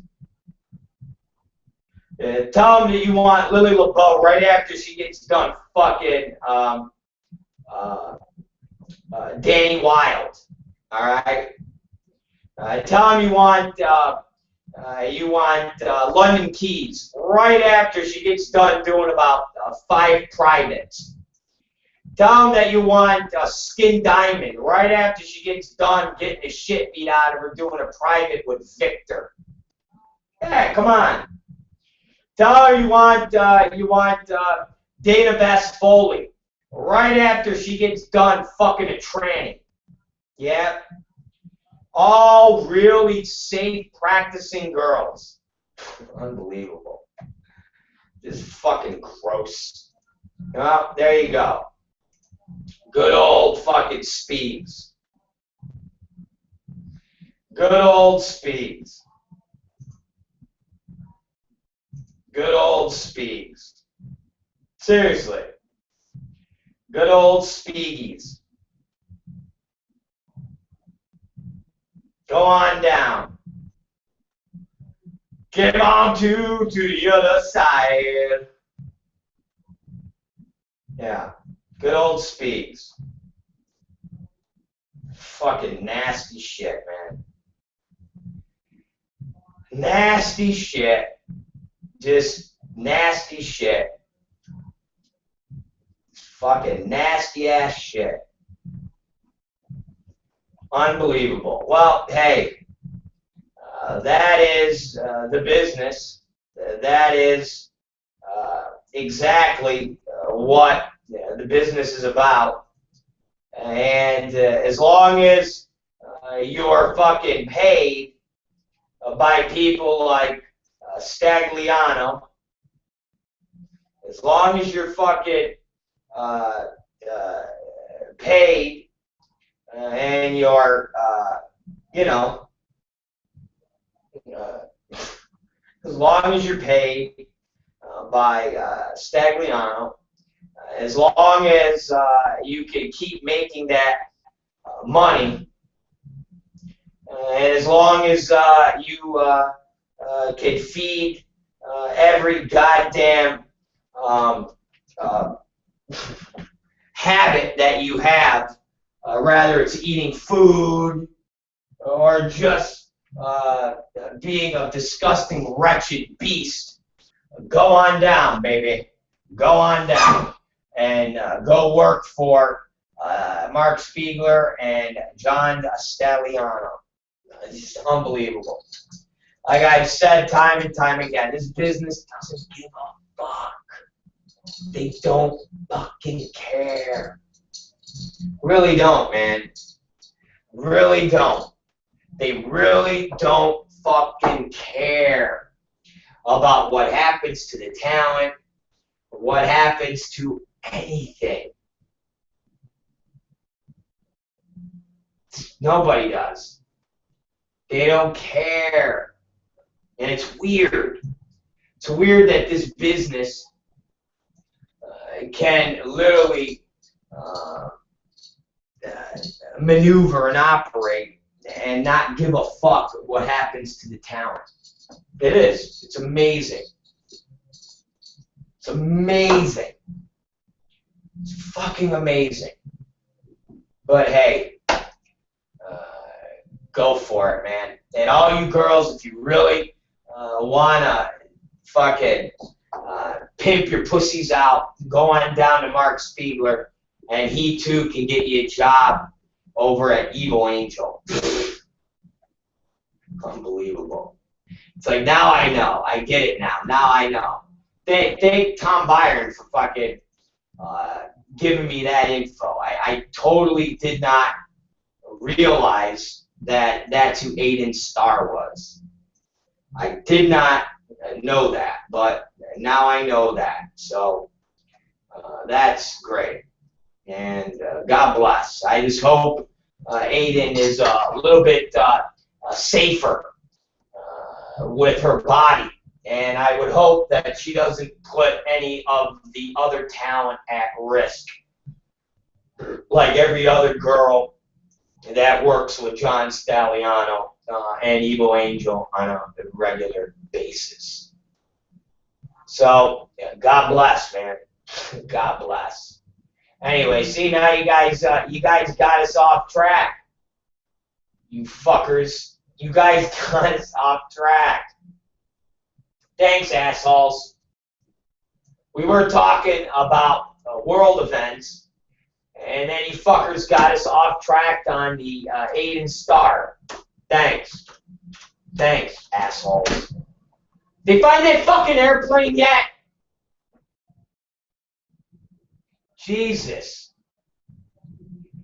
Here, I'll give you guys one, because I know you all fucking hate when I talk of politics, but here you go.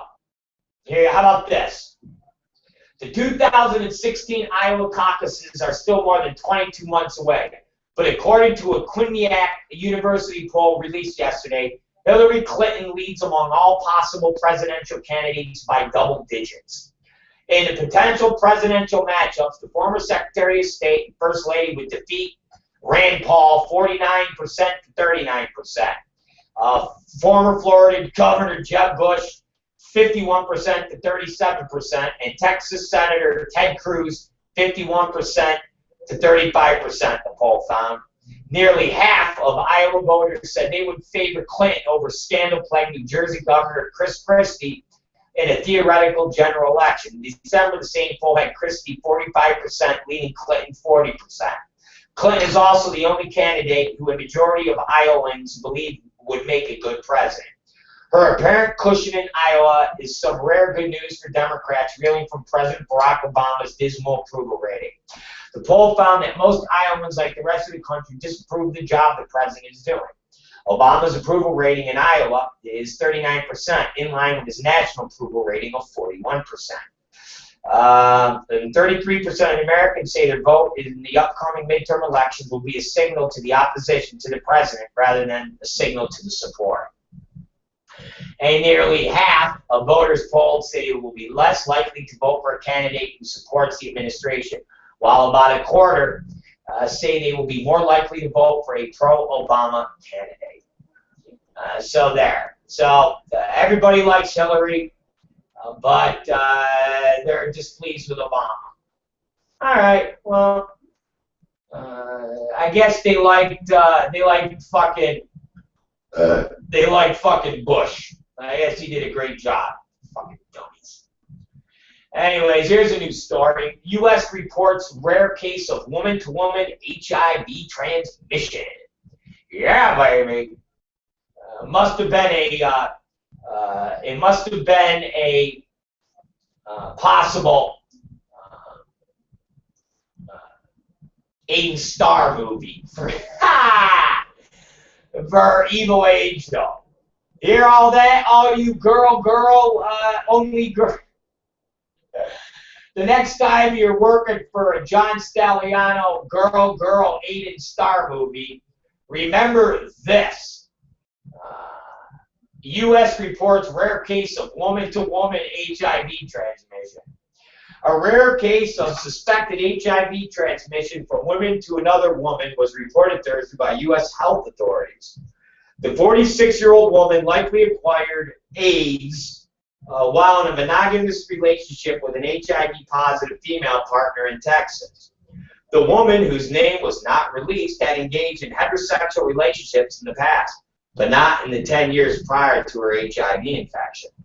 Her HIV-positive partner, a 43-year-old woman who first tested positive in 2008, was her only sexual partner in the 6 months leading up to the test that came back positive for AIDS. She did not report any other risk factors for acquiring the virus that causes AIDS, such as injectionable drug use, organ transplant, tattoos, acupuncture, or unprotected sex with multiple partners. Isn't that something that the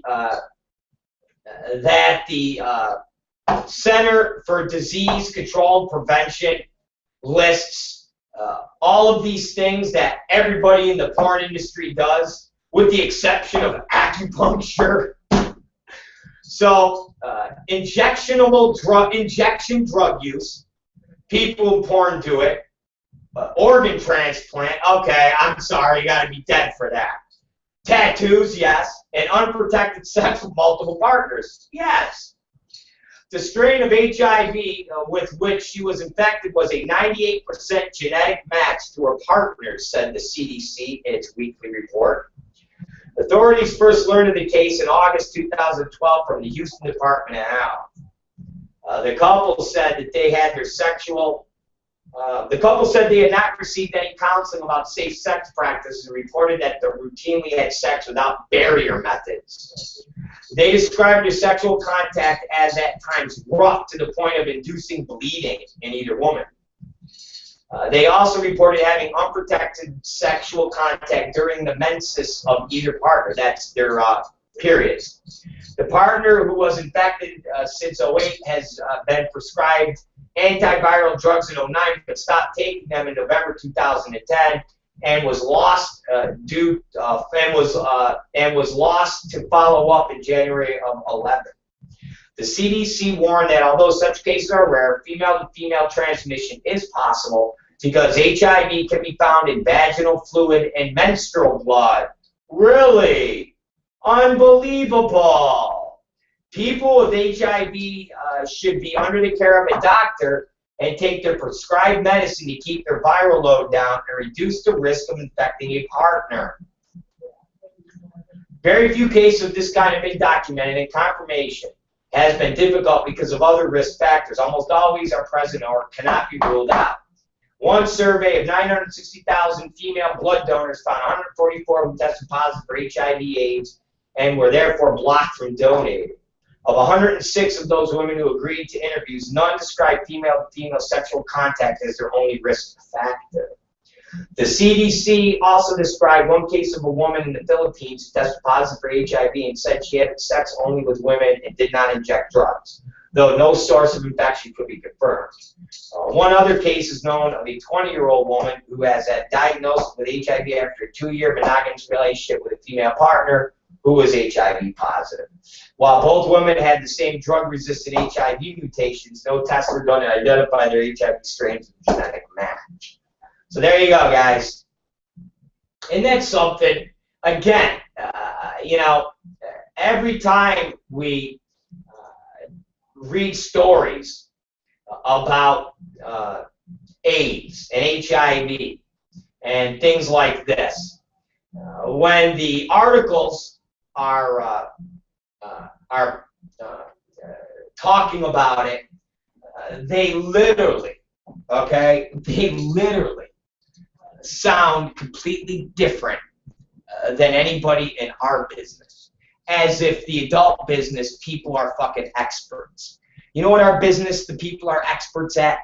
Getting disease, okay? Why people think that our business is some type of doctory professionals, I'll never understand. But here in this fucking report, they talk about HIV and the virus is in woman's vaginal fluid and in their menstrual blood. Like, so are these people lying? Seriously. This is from Washington. Are these people lying?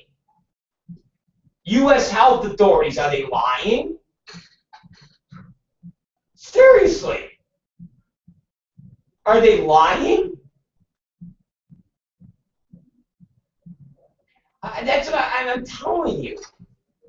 Our industry, if you ask our industry, hey, do women have, if somebody has HIV/AIDS, do they have it in their vaginal fluid? No! Oh, okay.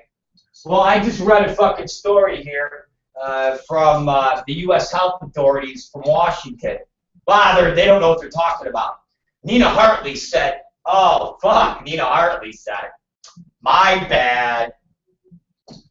Diane Duke said, my bad. Pass said, my bad. Anytime you read reports from the outside world about AIDS or disease, rather it's gonorrhea, syphilis, it's always completely and radically different than anything that we talk about in this business. Anywhere else, they sit there and say, yeah, dude, HIV is in women's vaginal fucking juices and in their menstrual blood. Oh, really? Well, the porn women, it isn't. They have special cunts. Oh, the women in porn have special cunts. My bad. My bad.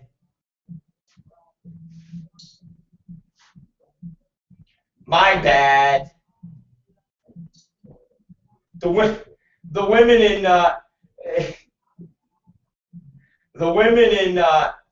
the porn industry have special cunts that don't get affected by the same stuff that is in the real world. My bad. Silly me.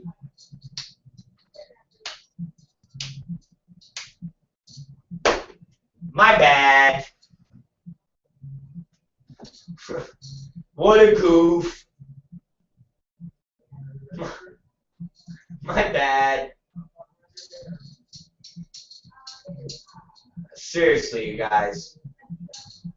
Seriously. Seriously, I don't know what else to actually tell you, but our industry, the people are completely insane. They are completely nuts. And at the end of the day, we are our worst enemy, And we literally kill ourselves every fucking day. We really do. We really fucking do. It's a shame, man. It's a shame. It really is. It's a goddamn shame. Wow. Alright, listen, I'm going to actually send that article myself. I am. I'm actually going to send that article to myself because I want to talk about that tomorrow. Because again, it's just more, it really is.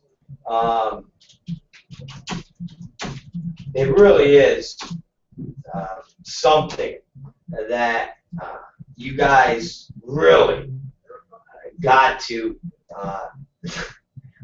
think about, man.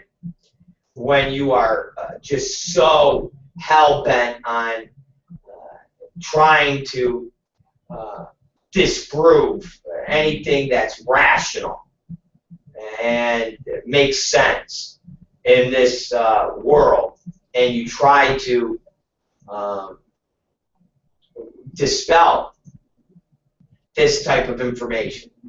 Anyway, it's the Rob Black Show. It's 10:09, and we're fucking out of here. Seriously, we're out of here. We're done. We're finito. We're finished. We're out. I hope all of my fans were able to be happy with the way we ended the show. I do. I hope you are thoroughly happy.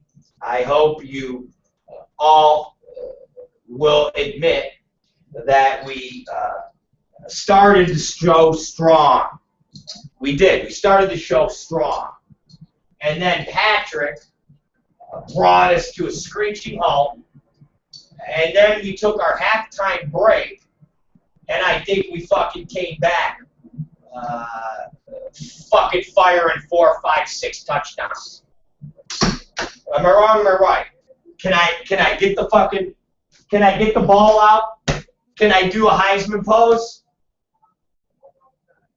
Can I? Thank you. It's the Rob Black Show. We'll see you guys tomorrow at noon. And as always, what are we going to practice and what are we going to preach right now? Tell me. Come on. I want you guys to tell me. What are we going to preach right now? And what is that? You all know what's the key word? Intolerance. Yes, intolerance. It's the Rob Black Show. And we'll see you guys tomorrow at noon.